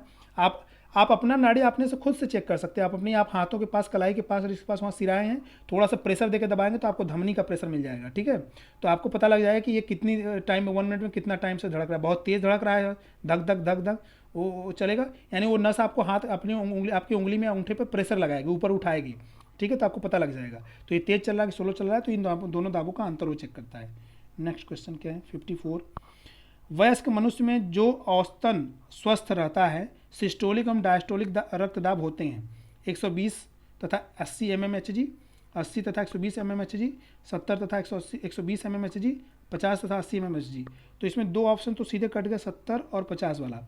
80 और 120 ये दोनों होते हैं, लेकिन इसमें एक कन्फ्यूज़न है कि 120 और 80 होता है कि 80 और 120 होता है। ठीक है, सिस्टोलिक और डायस्टोलिक पूछ रहा है। तो ऑप्शन नंबर 54 का आंसर क्या हो जाएगा? तो देखिए ऑप्शन नंबर 2, क्योंकि सिस्टोलिक में ज़्यादा होता है 120 होता है, और डायस्टोलिक में कम होता है 80 होता है। तो क्या हो जाएगा? 120 और 80, ऑप्शन नंबर 1। ठीक है, चलिए नेक्स्ट क्वेश्चन। हृदय में निलय के संकुचन का आदेश कहाँ से प्रारंभ होता है? हृदय में निलय के संकुचन का आदेश कहाँ से प्रारंभ होता है? एवी नोड से, पुरकिंजे तंतु से या पुरकिंजे फाइबर से, यस्से नोड से, कार्डी टेंडिनी से। ऑप्शन नंबर 50, क्वेश्चन नंबर 55 का बताएं क्या हो जाएगा आंसर? तो 55 का आंसर हो जाएगा, 55 हम लोग पढ़ रहे हैं ना? हाँ, 55 क्या हो जाएगा? हृदय में निलयों के संकुचन का आदेश कहाँ से प्रारंभ होता है? बताइए। तो राइट आंसर हो जाएगा इसका क्या? ऑप्शन नंबर 1, एवी नोड से। ठीक है, एक्चुअली यस्से नोड जो होता है वो एवी नोड को मीन्स इम्पल्स करता है। ठीक है, और एवी नोड जो होता है बंडल ऑफ हिस, पहले बंडल ऑफ ब्रांचेज, फिर बंडल ऑफ हिस, फिर पुरकिंजे फाइबर, फिर मीन्स वो। ठीक है, चलिए नेक्स्ट क्वेश्चन। आंतरीय अंकुरों विलाई की रक्त केशिकाओं द्वारा अवशोषित पोषक पदार्थ सर्वप्रथम किस अंग में पहुँचते हैं, किस में पहुँचते हैं? यकृत धमनी में, महाधमनी में, पश्च महाशिरा में, यकृत निर्वाहिका शिरा के माध्यम से यकृत में। बढ़िया क्वेश्चन है, क्वेश्चन रिपीटिंग है, थोड़ा ऊपर बात हो चुकी है इस पर। तो ऑप्शन नंबर 4, यकृत निर्वाहिका शिरा के माध्यम से यकृत में। ठीक है, क्वेश्चन नंबर 57, रुधिर का थक्का जमने के लिए इनमें से किसका होना आवश्यक है? सोडियम का, कैल्शियम, पोटेशियम का, केवल विटामिन ए का, विटामिन के, केवल विटामिन के का। 4th ऑप्शन हो जाएगा विटामिन के तथा कैल्शियम का। इधर मैग्नीशियम भी दिया, फास्फोरस, लोहा, 7 ऑप्शन दे दिया। बताइए तो 57 का आंसर क्या हो जाएगा? तो 57 का आंसर ऑप्शन नंबर 4 हो जाएगा कि विटामिन के और कैल्शियम दोनों का ज़रूरत है। ठीक है, अगर आपसे धातु पूछेगा तो कैल्शियम धातु, ठीक है, तत्व पूछेगा, धातु क्या तत्व पूछेगा तो कैल्शियम तत्व, और विटामिन पूछेगा तो विटामिन के। ठीक है, चलिए नेक्स्ट क्वेश्चन। रुधिर बना होता है प्लाज्मा का, रुधिराणुओं का, प्लाज्मा और रुधिराणुओं का, प्लाज्मा और श्वेत रुधिराणुओं का, प्लाज्मा और लाल रुधिराणुओं का। बताइए तो क्वेश्चन नंबर 58 का आंसर क्या हो जाएगा? रुधिर किसका बना होता है? तो ऑप्शन नंबर 3 प्लाज्मा और रुधिराणुओं का हमारा रुधिर बना होता है। ठीक है, प्लाज्मा और ब्लड कैप्सूल्स तो होते हैं उसमें। 59 कशेरुकियों के रक्त में ऑक्सीजन का वाहक या श्वसन रंगा होता है plasma, lymphocytes, leucocytes, haemoglobin, haemocyanin. 59 का आंसर बताइए। तो 59 का आंसर क्या हो जाएगा? Option number 4 haemoglobin. ऑक्सीजन का वाहक कौन होता है? श्वसन रंगा, हीमोग्लोबिन ही होता है। ठीक है, इजी है। Next question. प्रोथ्राम्बिन पाया जाता है रुधिर में और इसे लाल बनाता है, आंत में और सेलुलोज का पाचन करता है। ठीक है, 2 ऑप्शन आगे भी है ऑप्शन, हाँ यहाँ भी है 2 ठो। ठीक है, क्या है 2 ऑप्शन यहाँ देख लेते हैं। रुधिर में और रुधिर का थक्का जमने में सहायता करता है, जिगर में और पित्त के बनने में सहायता करता है। तो क्या क्वेश्चन था, एक बार फिर से देख लेते हैं। प्रोथ्राम्बिन पाया जाता है, कहाँ पाया जाता है? 60 का आंसर आपको देना है। तो 60 का आंसर क्या हो जाएगा बताइए? रुधिर में और लाल, प्रोथ्राम्बिन रुधिर में और इसे लाल बनाता है, नहीं, तो ये गलत हो जाएगा। आंत और सेलो, बिल्कुल गलत। तो ऑप्शन नंबर 3 देखते हैं क्या है। रुधिर में और लाल रुधिराणुओं का थक्का, हाँ बिल्कुल ये सही है। ऑप्शन नंबर रुधिर, ऑप्शन नंबर 3 रुधिर में और थक्का जमने में सहायक होता है। ठीक है, सहायता करता है। नेक्स्ट क्वेश्चन 61 किसमें लाल रुधिराणु केंद्रक विहीन होते हैं? मछलियों में, भेक शिशु में, पक्षी में, मनुष्य में। केंद्रक नहीं होता किस जीव में? जो दिया गया ऑप्शन 61 का आंसर। तो 61 का आंसर ऑप्शन नंबर 4 मनुष्य में, मनुष्य के आरबीसी में ब्लड न्यूक्लियस नहीं पाई जाती है। 62 का क्वेश्चन नंबर 62 वयस्क व्यक्ति के शरीर में 100 मिली रुधिर में हीमोग्लोबिन की मात्रा 14 ग्राम, 12 ग्राम, 12.5 ग्राम और 11.4 ग्राम। बताइए हीमोग्लोबिन वयस्क व्यक्ति के शरीर में 100 मिली रुधिर में कितना होता है? तो लेक्चर मैंने बताया था कितना होता है, 14 ग्राम होता है। ठीक है, और स्त्रियों में कितना होता है? 13 ग्राम होता है। ठीक है, थोड़ा कम होता है।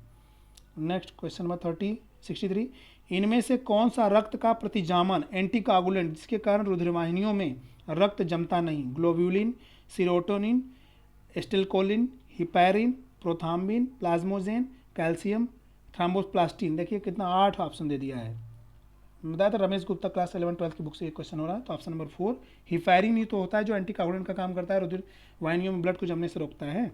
ठीक है, क्वेश्चन नंबर 64 हृदय पेशियाँ होती हैं और रेखित एवं ऐच्छिक, कम माइट्रोकॉन्ड्रिया युक्त, स्वतः उत्पादित, प्रेरणा द्वारा उत्तेजित या रेखित एवं अनैच्छिक। 64 का आंसर बताइए। क्वेश्चन नंबर 64 का आंसर क्या हो जाएगा? ऑप्शन नंबर 4 स्वतः उत्पादित। हृदय पेशियाँ जो होती है स्वतः उत्पादित, प्रेरणा द्वारा उत्तेजित या रेखित एवं अनैच्छिक होती हैं। ठीक है, क्वेश्चन नंबर 65 मनुष्य में हीमोग्लोबिन रंगा कहाँ होती है? प्लाज्मा में, प्लीहा में, यकृत कोशिकाओं में, लाल रुधिराणुओं में। तो कहाँ होती है बताइए?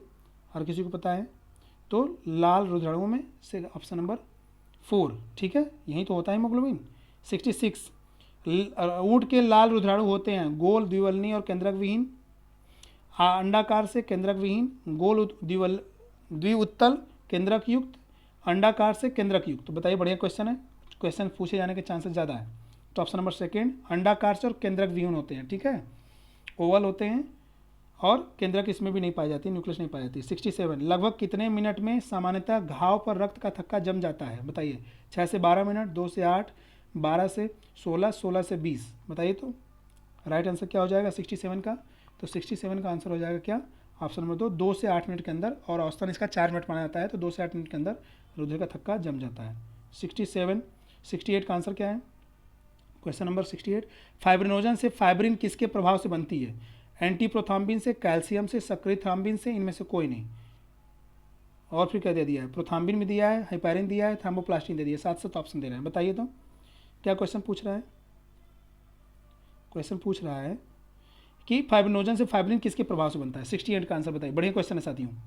तो सक्रिय थ्राम्बिन, ऑप्शन नंबर 3 सक्रिय थ्राम्बिन से जो है फाइब्रिनोजन से फाइब्रिन बनती है। ठीक है, इसी का फाइब्रिनोजन जाल बन जाता है, फिर इसी का नेटवर्क, उसमें आगे वो प्लेटलेट्स फंस जाते हैं।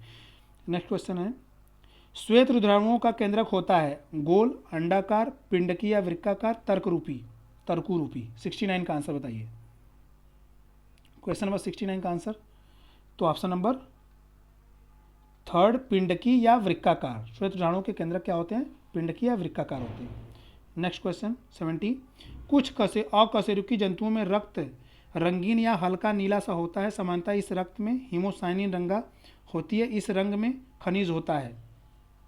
इस रंगा में खनिज होता है कौन सा? कोबाल्ट, तांबा, लौह, मैग्नीशियम, जिंक, एल्युमिनियम। बताइए क्या है? कशेरुकी जंतुओं में रक्त रंगहीन या हल्का नीला सा होता है।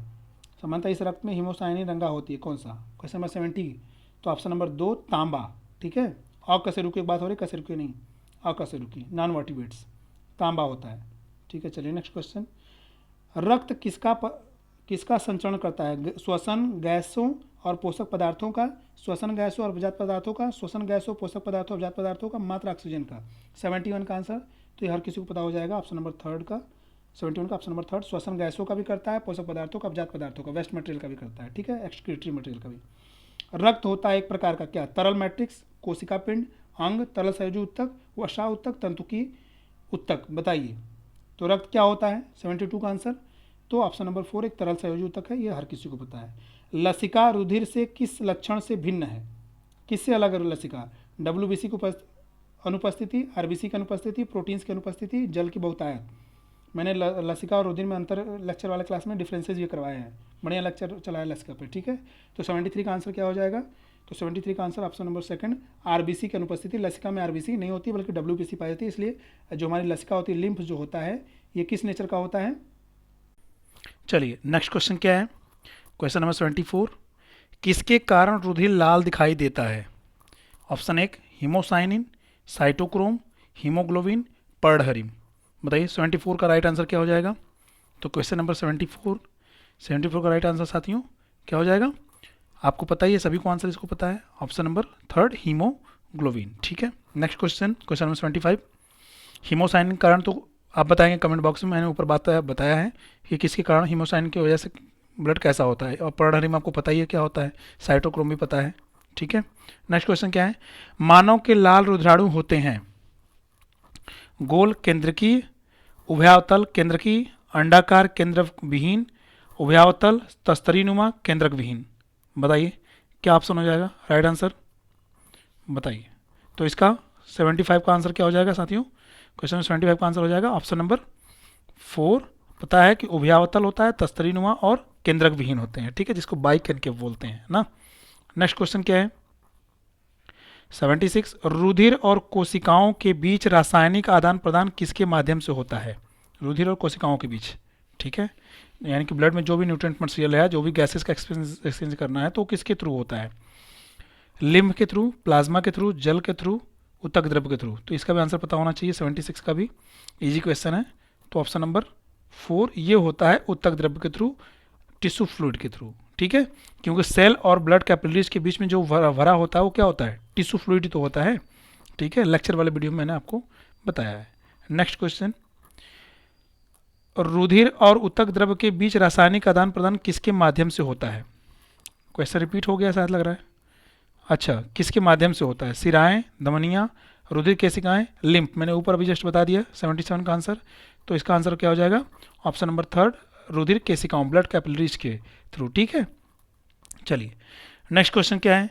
सिराएं और धमनियाँ जानते हैं ऊंचे मतलब काफ़ी बड़े लेवल पे होती हैं, जब छोटी छोटी यहीं बढ़ जाती हैं तो इनको हम ब्लड कैपिलरीज बोलते हैं। लिम्फ आप समझ ही रहे हैं कि क्या होता है, ये ऊतक और ब्लड के बीच की जो फ्लूइड होती है उसको हम क्या बोलते हैं?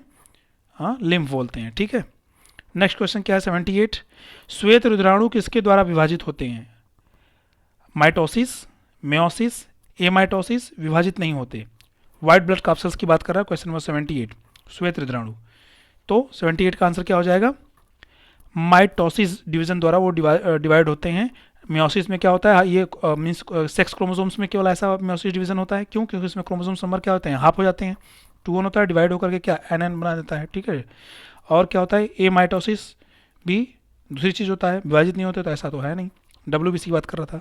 79, मानव के लाल रुधिराणुओं में क्या नहीं होता? हीमोग्लोबिन, केंद्र कोशिका द्रव्य, केंद्रक, कोशिका कला। क्वेश्चन रिपीटिंग है, ज़्यादा टाइम नहीं लगना चाहिए। ऑप्शन नंबर थर्ड केंद्रक नहीं होता, ठीक है। क्वेश्चन नंबर 80, नेक्स्ट क्वेश्चन, हृद पेशियाँ सिकुड़ती हैं बिना थके धीरे धीरे, बिना थके जल्दी जल्दी, जल्दी जल्दी और थक जाती हैं, धीरे धीरे और थक जाती हैं। तो इसमें से आप पता कर सकते हैं कि जो जिस ऑप्शन में बिना थके ऑप्शन होगा वही होगा। तो दो में थक जाती हैं, इसमें थक जाती है, तो ये थक जाती है, तो ये दोनों ऑप्शन गलत हो गया, ऑप्शन नंबर थर्ड और फोर्थ। दो में है बिना थके और इसमें बिना थके। तो अब धीरे धीरे होता है कि जल्दी जल्दी, तो ये क्या करती हैं, ये जल्दी जल्दी चलती हैं, ठीक है। तो ऑप्शन क्या हो जाएगा, ऑप्शन नंबर सेकेंड, बिना थके और जल्दी जल्दी चलती हैं पेशियाँ, ठीक है, सिकुड़ती हैं। नेक्स्ट क्वेश्चन, क्वेश्चन नंबर 81, घाव के स्थान पर श्वेत रुद्राणु किस विधि से एकत्रित हो जाते हैं? होम्योस्टैसिस द्वारा, भक्षण द्वारा, ये दोनों, कड़िका पारण, कड़िका पारण। हिंदी टर्म आ गया साथियों, देखिए कितना क्लिष्ट हिंदी है, कितना टफ लग रहा है, ऐसा मतलब लग रहा है कि सुना ही नहीं कभी। तो इसका राइट आंसर हो जाएगा ऑप्शन नंबर 4, कड़िका पारण। घाव के स्थान पर, यानी कि क्लाटिंग, आप उसको बोलते हैं थक्का जमना, लेकिन शुद्ध वर्ड देखिए दे दिया है क्या, कड़िका पारण ना, कणों का बन जाना, फंस जाना, ठीक है। नेक्स्ट क्वेश्चन क्या है, लसिका गांठें किसे नष्ट करने में सहायता करती हैं? संक्रमण जीवाणुओं को, आरबीसीज को, डब्ल्यूबीसी को, लसिका को। लसिका गांठें किसको नष्ट करने में सहायता करती हैं? 82 का आंसर आपको देना है। तो ऑप्शन नंबर 1, संक्रमण जीवाणुओं को ये नष्ट करती हैं, ठीक है। चलिए नेक्स्ट क्वेश्चन क्या है, 83, रक्तस्राव को रोकने और घाव पर रक्त का थक्का जमने में महत्वपूर्ण भाग लेते हैं क्या? लाल रुद्राणु, श्वेत रुद्राणु, थ्रोम्बोसाइट्स, प्लाज्मा। तो बताइए, कहीं कंफ्यूज मत हो जाइएगा, इजी क्वेश्चन है। थ्रोम्बोसाइट्स और प्लाज्मा में कंफ्यूज तो नहीं हो रहे हैं? तो ऑप्शन नंबर थर्ड हो जाएगा क्या, थ्रोम्बोसाइट्स, ठीक है, जिसे प्लेटलेट्स बोलते हैं, हिंदी में बिम्बाणु बोलते हैं, ठीक है। चलिए, हीमोग्लोबिन होता है रंगा पदार्थ, श्वसन रंगा, प्रोटीन, कार्बोहाइड्रेट। 84 का आंसर, तो क्या होता है हीमोग्लोबिन? ये होता है श्वसन रंगा। केवल आप रंगा कहेंगे साथियों तो पिगमेंट केवल हो जाएगा, ठीक है, लेकिन इसमें हीम और ग्लोबिन प्रोटीन दोनों मिल जाता है तो ये श्वसन रंगा हो जाता है, ठीक है। नेक्स्ट क्वेश्चन, स्तनियों के लाल रुद्राणुओं का जीवन काल कितना होता है? 120 से 127 दिन, 2 महीने, कुछ घंटे, 80 दिन। बताइए तो कितना होता है? क्वेश्चन नंबर 85, तो ऑप्शन नंबर 1, 120 से 27 दिन। साथियों इसमें यहाँ पे आपको 2 क्वेश्चन मैं बता दे रहा हूँ, मीन्स दे दे रहा हूँ आपके लिए होमवर्क के लिए। एक तो ये हो गया, एक है कि जब किसी का ब्लड आप ट्रांसफ्यूज करते हैं, किसी को ब्लड चढ़ाया जाता है, ठीक है, तो उसका उस आरबीसी का कितना जो है कितना जीवन काल होता है ये बताना है आपको, ठीक है। और एक जो बॉडी बनता है तो उसका तो पता ही है। चलिए, लेक्चर में मैंने इसको बताया है, आप जाके देख सकते हैं। चलिए नेक्स्ट क्वेश्चन क्या है, वयस्क मनुष्य एवं अन्य स्तनियों के लाल रुद्राणु बनते हैं किसमें? लाल अस्थि मज्जा में, जिगर में, प्लीहा में, वृक्कों में। 86, तो वयस्क मनुष्य का पूछ रहा है, तो red bone marrow, option number 1, लाल अस्थि मज्जा में। लसिका गांठों का प्रमुख कार्य क्या है? पुराने असक्त लाल रुद्राणुओं को नष्ट करना, हार्मोन्स का स्रावण करना, श्वेत रुद्राणुओं का निर्माण करना, रोगाणुओं को एकत्रित करके नष्ट करना। बताइए तो 87 का आंसर बताइए क्या हो जाएगा? तो ऑप्शन क्वेश्चन नंबर 87 का आंसर क्या हो जाएगा? ऑप्शन नंबर 4, रोगाणुओं को एकत्रित करके नष्ट करना। ये काम होता है किसका? लसिका गांठों का, जो लसिका लिम्फ नोड्स होती हैं। लसिका की परिभाषा हो सकती है क्या? लाल रुद्राणु विहीन रुधिर, श्वेत रुद्राणु रहित रुधिर, रुद्राणु रहित रुधिर, प्लाज्मा रहित रुधिर। बताइए तो इसमें से क्या कह सकते हैं लसिका को? 88 का आंसर, तो इसका ऑप्शन हो जाएगा क्या? लाल रुद्राणु विहीन रुधिर। क्यों? क्योंकि लसिका में डब्ल्यूबीसी तो पाई जाती है लेकिन आरबीसी नहीं पाई जाती है, तो क्या हो जाएगा? विहीन हो जाएगा, ठीक है। श्वेत रुद्राणु रहित नहीं हो सकता, रहित मतलब भी बिना होता है, ठीक है। नेक्स्ट क्वेश्चन, क्वेश्चन नंबर 89, कौन से श्वेत रुद्राणु संख्या में सबसे अधिक होते हैं? Acidophils, basophils, lymphocytes, neutrophils. Lecture में काफ़ी बढ़िया से बताया गया है, कन्फ्यूजन नहीं होना चाहिए, पता भी होना चाहिए। ऑप्शन नंबर 4, न्यूट्रोफिल्स, ठीक है, इनकी संख्या सबसे ज़्यादा होती है हमारी ह्यूमन बॉडी में, ठीक है। 89। नेक्स्ट क्वेश्चन, लसिका में होते हैं, लसिका में क्या होते हैं? Plasma, fibrinogen, lymphocytes. प्लाज्मा परंतु लिम्फोसाइट्स नहीं, प्लाज्मा परंतु फाइब्रिनोजन एवं लिम्फोसाइट्स नहीं, प्लाज्मा एवं लिम्फोसाइट्स। क्वेश्चन नंबर 90 का आंसर बताइए। 90, तो 90 का आंसर क्या हो जाएगा? ऑप्शन नंबर 1, प्लाज्मा, फाइब्रिनोजन और लिम्फोसाइट्स, ये तीनों होती हैं लसिका में, ठीक है। चलिए नेक्स्ट क्वेश्चन, साथियों हम लोग 100+ क्वेश्चन करने वाले हैं, ठीक है। तो थंबनेल पे आपको देखने को जैसा मिला था, नेक्स्ट क्वेश्चन क्या है, रक्त जामन के लिए आवश्यक पदार्थ है, रक्त जमाने के लिए यानी ब्लड क्लॉट के लिए क्या, फाइब्रिनोजन एवं लौह आयन, थ्राम्बिन एवं सोडियम आयन, हिपैरिन एवं मैग्नीशियम आयन, सॉरी थ्राम्बोप्लास्टिन एवं कैल्शियम आयन। तो बताइए, क्वेश्चन इजी है, 91 का आंसर, लेकिन मिस्टेक हो सकता है, तो 91 का आंसर क्या हो जाएगा, थ्राम्बोप्लास्टिन प्लस कैल्शियम आयन। ठीक है, ये जरूरी है रक्त को जमाने के लिए। क्वेश्चन नंबर 92, रुधिरोत्पादक ऊतक कौन सा है, एडिपोज, अस्थि मज्जा, सघन संयोजी, एपिथीलियमी। 92 का आंसर बताइए। तो 92 का आंसर क्या हो जाएगा, अस्थि मज्जा। रुधिरोत्पादक ऊतक मतलब क्या, ब्लड को फॉर्मेशन करने वाला, तो अस्थि मज्जा में, बोन मैरो में होता है।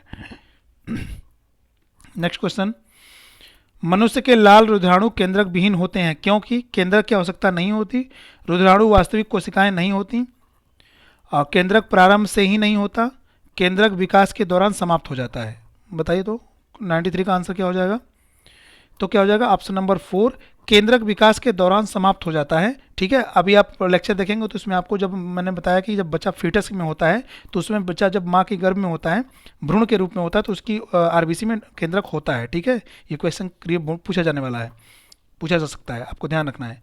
रुधिर प्लेटलेट्स किसके लिए आवश्यक होती है, मेटाबॉलिज्म के लिए, पाचन के लिए, रक्त जामन के लिए, श्वसन के लिए। रुधिर प्लेटलेट्स बताइए, 94 का आंसर, 94 का आंसर क्या हो जाएगा, तो रक्त जामन के लिए रुधिर प्लेटलेट्स, आप जान ही रहे हैं कि ब्लड की क्लॉटिंग के लिए प्लेटलेट्स हेल्प करता है। ठीक है ना, उसी की वजह से तो होता है, नहीं रहेगा तो नहीं हो पाएगा।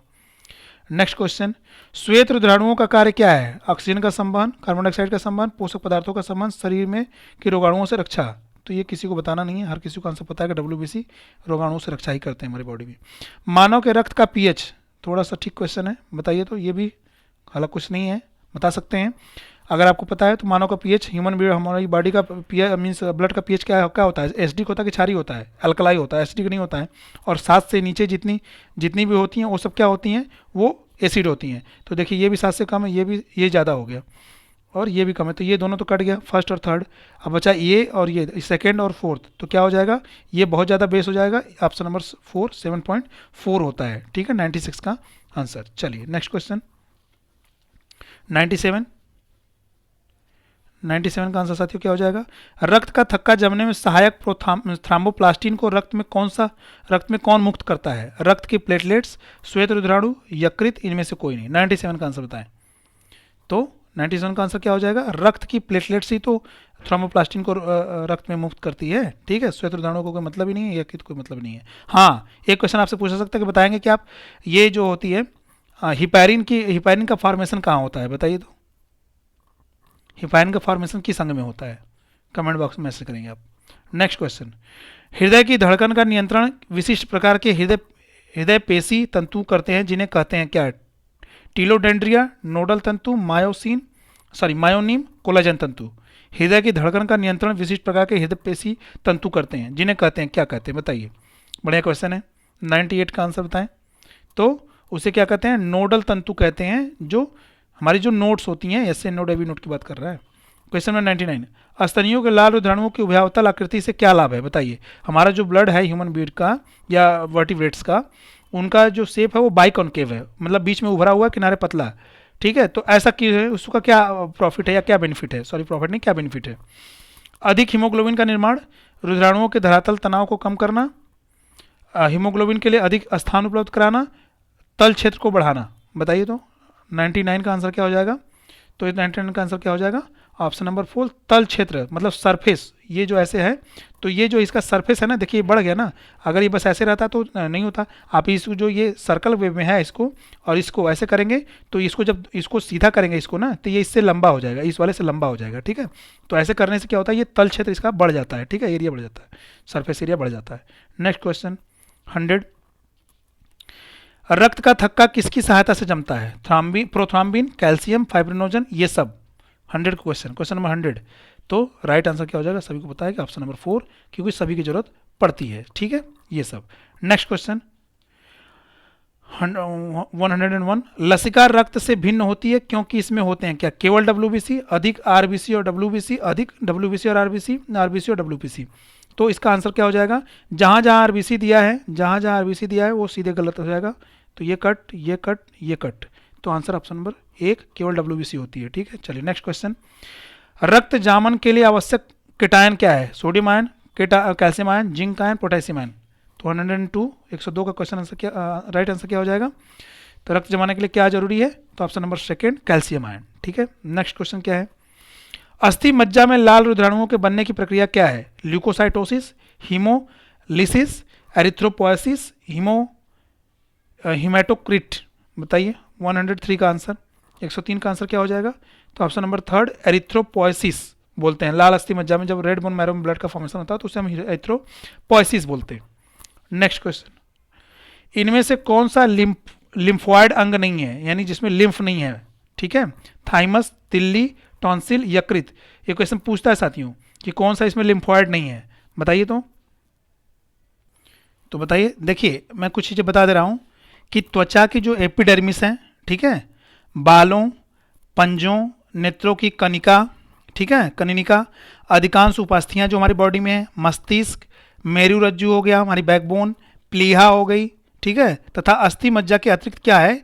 इसके अतिरिक्त शरीर के अन्य सभी ऊतकों में जो है क्या होती है? रुधिर केशिकाओं के बीच बीच में लसिका केशिकाएं भी फैली होती हैं। ठीक है, लेकिन इन सब जगहों पे जो मैंने नाम लिया, यहाँ पर रुधिर जो है लसिका केशिकाएं नहीं होती हैं। ठीक है, तो चलिए इसका राइट आंसर क्या हो जाएगा 104 का? तो इसका राइट आंसर हो जाएगा ऑप्शन नंबर 4 इनमें से कौन सा लिम्फॉइड अंग नहीं है? ऑप्शन नंबर 4 यकृत हमारा लिम्फॉइड अंग नहीं है। ठीक है, चलिए नेक्स्ट क्वेश्चन 105। कशेरुकी भ्रूण में लाल रुधिराणुओं का मुख्यतः उत्पादन होता है, यानी जो वोलेटिव रेट्स हैं उनमें लाल रुधिराणु जो है भ्रूण में, देखिए भ्रूण क्वेश्चन पूछ दिया, देखिए एक टर्म लगा दिया है, यकृत में, अस्थि मज्जा में, थाइमस में, लसिका गांठों में। कन्फ्यूजन हो सकता है कुछ साथियों को, लेकिन कन्फ्यूजन नहीं होना चाहिए आपको। 105 का आंसर क्या हो जाएगा? तो ऑप्शन नंबर 1 हो जाएगा यकृत में। ठीक है, मैं बता रहा था ना कि यकृत में जो है भ्रूण की बात आ जाएगी तो यकृत में, नहीं तो रेड बोन मैरो में वयस्क की बात आएगी, अडल्ट की बात आएगी। तो रक्त जामन प्रक्रिया के प्रथम चरण में क्या होता है? ब्लड क्लॉटिंग के प्रथम फर्स्ट स्टेप में क्या होता है? प्रोथाम्बिन थ्राम्बिन में बदल जाता है, थ्राम्बोप्लास्टिन कैल्शियम आयन प्लस मिलकर के प्रोथाम्बिनेज में बदल जाता है, प्रोथाम्बिन जो है प्रोथाम्बिनेज में बदलता है, फाइब्रिनोजन फाइब्रिन बदलता है। बताइए तो 106 का आंसर क्या हो जाएगा? तो option number second thromboplastin calcium से आयन से मिल करके क्या प्रोथाम्बिनेज में बदल जाता है। ठीक है, मैंने क्लॉटिंग एक टर्म्स अलग से टॉपिक पढ़ा करके उसमें आपको बताया। चलिए नेक्स्ट क्वेश्चन देख लेते हैं, क्या है 107। हिपैरिन का कार्य है प्रोथाम्बिन से थ्राम्बिन के बनने को रोकना, रुधिर में ग्लूकोज के सांद्रण का नियमन, रुधिर में गैसीय परिवहन, इनमें से कोई नहीं। 107 का आंसर क्या है बताइए। तो ये हमारी हिपैरिन क्या करती है? ब्लड में, हमारे ब्लड को कैपिलरीज में ब्लड को क्लॉटिंग को रोकती है, ब्लड जमने नहीं देता, मतलब ब्लड को जमने नहीं देता है। तो ब्लड को जमने के लिए कौन सा जिम्मेदार है? प्रोथाम्बिन। ठीक है, प्रोथाम्बिन से थ्राम्बिन बन जाएगा तो थ्राम्बिन तुरंत फिर क्या बन जाता है? ठीक है, फिर वो और चीज़ों से कैल्शियम आयन से मिल करके थ्राम्बिनेज, ठीक है, फिर वो फाइब्रिन बना लेता है और तुरंत क्लॉट हो जाता है। तो क्या करता है हिपैरिन? क्या करता है हिपैरिन? यही काम करता है कि प्रोथाम्बिन से थ्राम्बिन बनने से रोकता है, प्रोथाम्बिन को थ्राम्बिन बनने से रोकता है। ठीक है, यही काम है हिपैरिन का। तो ऑप्शन नंबर 1 हो जाएगा। नेक्स्ट क्वेश्चन, लसिका यानी लिम्फ का कार्य क्या है? अंतराली तरल को रुधिर में वापस लाना, ठीक है, ऑक्सीजन को मस्तिष्क में ले जाना, कार्बन डाइऑक्साइड को फेफड़ों में ले जाना, लाल एवं श्वेत रुधिराणुओं को लसिका गांठों में वापस ले जाना। क्या पूछ रहा है? लसिका का कार्य बताइए तो। क्वेश्चन नंबर 108 क्या हो जाएगा इसका आंसर? तो ऑप्शन नंबर 1 अंतराली तरल को रुधिर में वापस लाना। ठीक है, अंतराली तरल मतलब क्या? मतलब जो हमारी ब्लड कैपिलरीज और कोशिकाओं के बीच जो ऊतकों में जो हमारी ब्लड से जो छन करके कैपिलरीज से जो छन करके जो सीरम निकल आता है, ठीक है, जो फ्लूइड निकल आता है, तो जो हमारी सिराएं उसको वापस नहीं खींच पाती हैं, नहीं ले पाती हैं, तो उसको हम अंतराली तरल बोलते हैं। वहाँ से क्या करेगा? तो जो हमारी सिराओं में नहीं जा पाता, वेंस में नहीं जा पाता है, तो हमारी लिम्फ सिस्टम पहुंची होती है, लिम्फ तंत्र फैला होता है, ठीक है, लिम्फ वेसल्स होती हैं, तो ये लिम्फ कैपिलरीज उनको अपने में सक करके लेकर के वो हार्ट तक पहुँचाती हैं। और मैंने बताया था कि लिम्फ का जो सर्कुलेशन होता है वन वे होता है, from body to heart, heart to body नहीं होता है। ठीक है, ये वन वे प्रोसेस है, ये भी आपको ध्यान रखना है, यहाँ से भी क्वेश्चन पूछा जा सकता है। नेक्स्ट क्वेश्चन क्या है? इनमें से कौन सा ग्रैनुलोसाइट्स नहीं है? Lymphocyte, eosinophil, neutrophil, basophil. बताइए 109 का आंसर। तो क्या हो जाएगा? इसमें से क्या है? ग्रैनुलोसाइट नहीं है। कौन? लिम्फोसाइट ग्रैनुलोसाइट नहीं है। ठीक है, बाकी सब क्या है? ग्रेनुलोसाइट है। ये भी ग्रेनुलोसाइट मीन्स ग्रेनुल्स वाले पोर्शन में आता है, न्यूट्रोफिल्स बेसोफिल्स भी। ठीक है, मैंने ग्रेनुलो और ग्रेनुलोसाइट्स बताया लेक्चर में। लाल रुधिराणुओं यानी एरिथ्रोसाइट्स के परिपक्व हेतु आवश्यक पदार्थ मैं साथियों लेक्चर का लिंक इसमें डिस्क्रिप्शन बॉक्स में दे दूंगा, आप चाहें तो वहाँ से भी देख सकते हैं। लाल रुद्राणुओं के परिपक्वन हेतु आवश्यक पदार्थ क्या है? Vitamin B12, vitamin BD, vitamin A, vitamin C. 110 का आंसर। तो इसके लिए क्या जरूरी है? ऑप्शन नंबर एक फर्स्ट, यानी विटामिन B12 से क्या होते हैं, लाल रुद्राणु जो होते हैं मैच्योर होते हैं। लास्ट क्वेश्चन साथियों इस क्वेश्चन आंसर सीरीज का, लाल रुद्राणुओं को आसुत जल या निम्न वली घोल में रखें तो क्या होगा?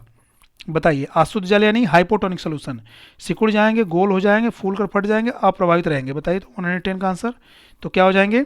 ऑप्शन नंबर थर्ड, फूल कर फट जाएंगे। ये है आपका क्या, ये था हाइपोटोनिक सोल्यूशन में। ठीक है, ये क्या करेंगे, वाटर को सक कर लेंगे, हाइपोटोनिक सोल्यूशन है तो, ठीक है, और वाटर को सक करके उधर से क्या करेंगे, फ्लूइड को सक करके ये फूल जाएंगे और फट जाएंगे। अगर ये हाइपरटोनिक सोल्यूशन हो जाएगा तो क्या होगा, जो ब्लड आरबीसीज के अंदर जो फ्लूइड है उसको वो बाहर निकल जाएंगी और हमारी आरबीसीज क्या हो जाएगी, उससे सिकुड़ जाएगी, हाइपरटोनिक सोल्यूशन है तो। ठीक है, चलिए। तो मोस्टली जो सर्फ वगैरह को हमने लेक्चर में बताया है कि जो सर्फ वगैरह काटती हैं तो उसमें क्या होता है, वो हाइपरटोनिक सोल्यूशन होता है कि हाइपोटोनिक, इसको जानने के लिए आपको लेक्चर देखना पड़ेगा, देख लेंगे तो वहाँ से आपको कंफर्म हो जाएगा। ठीक है साथियों, तो ये लेक्चर रहा 100 मोर देन 101 क्वेश्चन, 110 क्वेश्चंस का ये लेक्चर ब्लड से, और इस पर लेक्चर भी काफ़ी बढ़िया हुआ है और हम लोगों ने प्रैक्टिस भी कर लिया। ठीक है, अब इसके बाद हम लोग नेक्स्ट चैप्टर अभी पढ़ेंगे डिटेल में। ठीक है साथियों, और मैं लेक्चर का जो उस ब्लड चैप्टर का डिस्क्रिप्शन आपको इसी डिस्क्रिप्शन बॉक्स में दे दूंगा लिंक। ठीक है, तो आप उसको भी देख सकते हैं। चलिए, तो आज के लिए बस इतना ही। Okay, thank you. कंटेंट पसंद आया तो साथियों चैनल को आप सब्सक्राइब कर लीजिएगा जरूर, और अपने फ्रेंड्स के साथ भी शेयर कर सकते हैं। Okay, thank you, bye.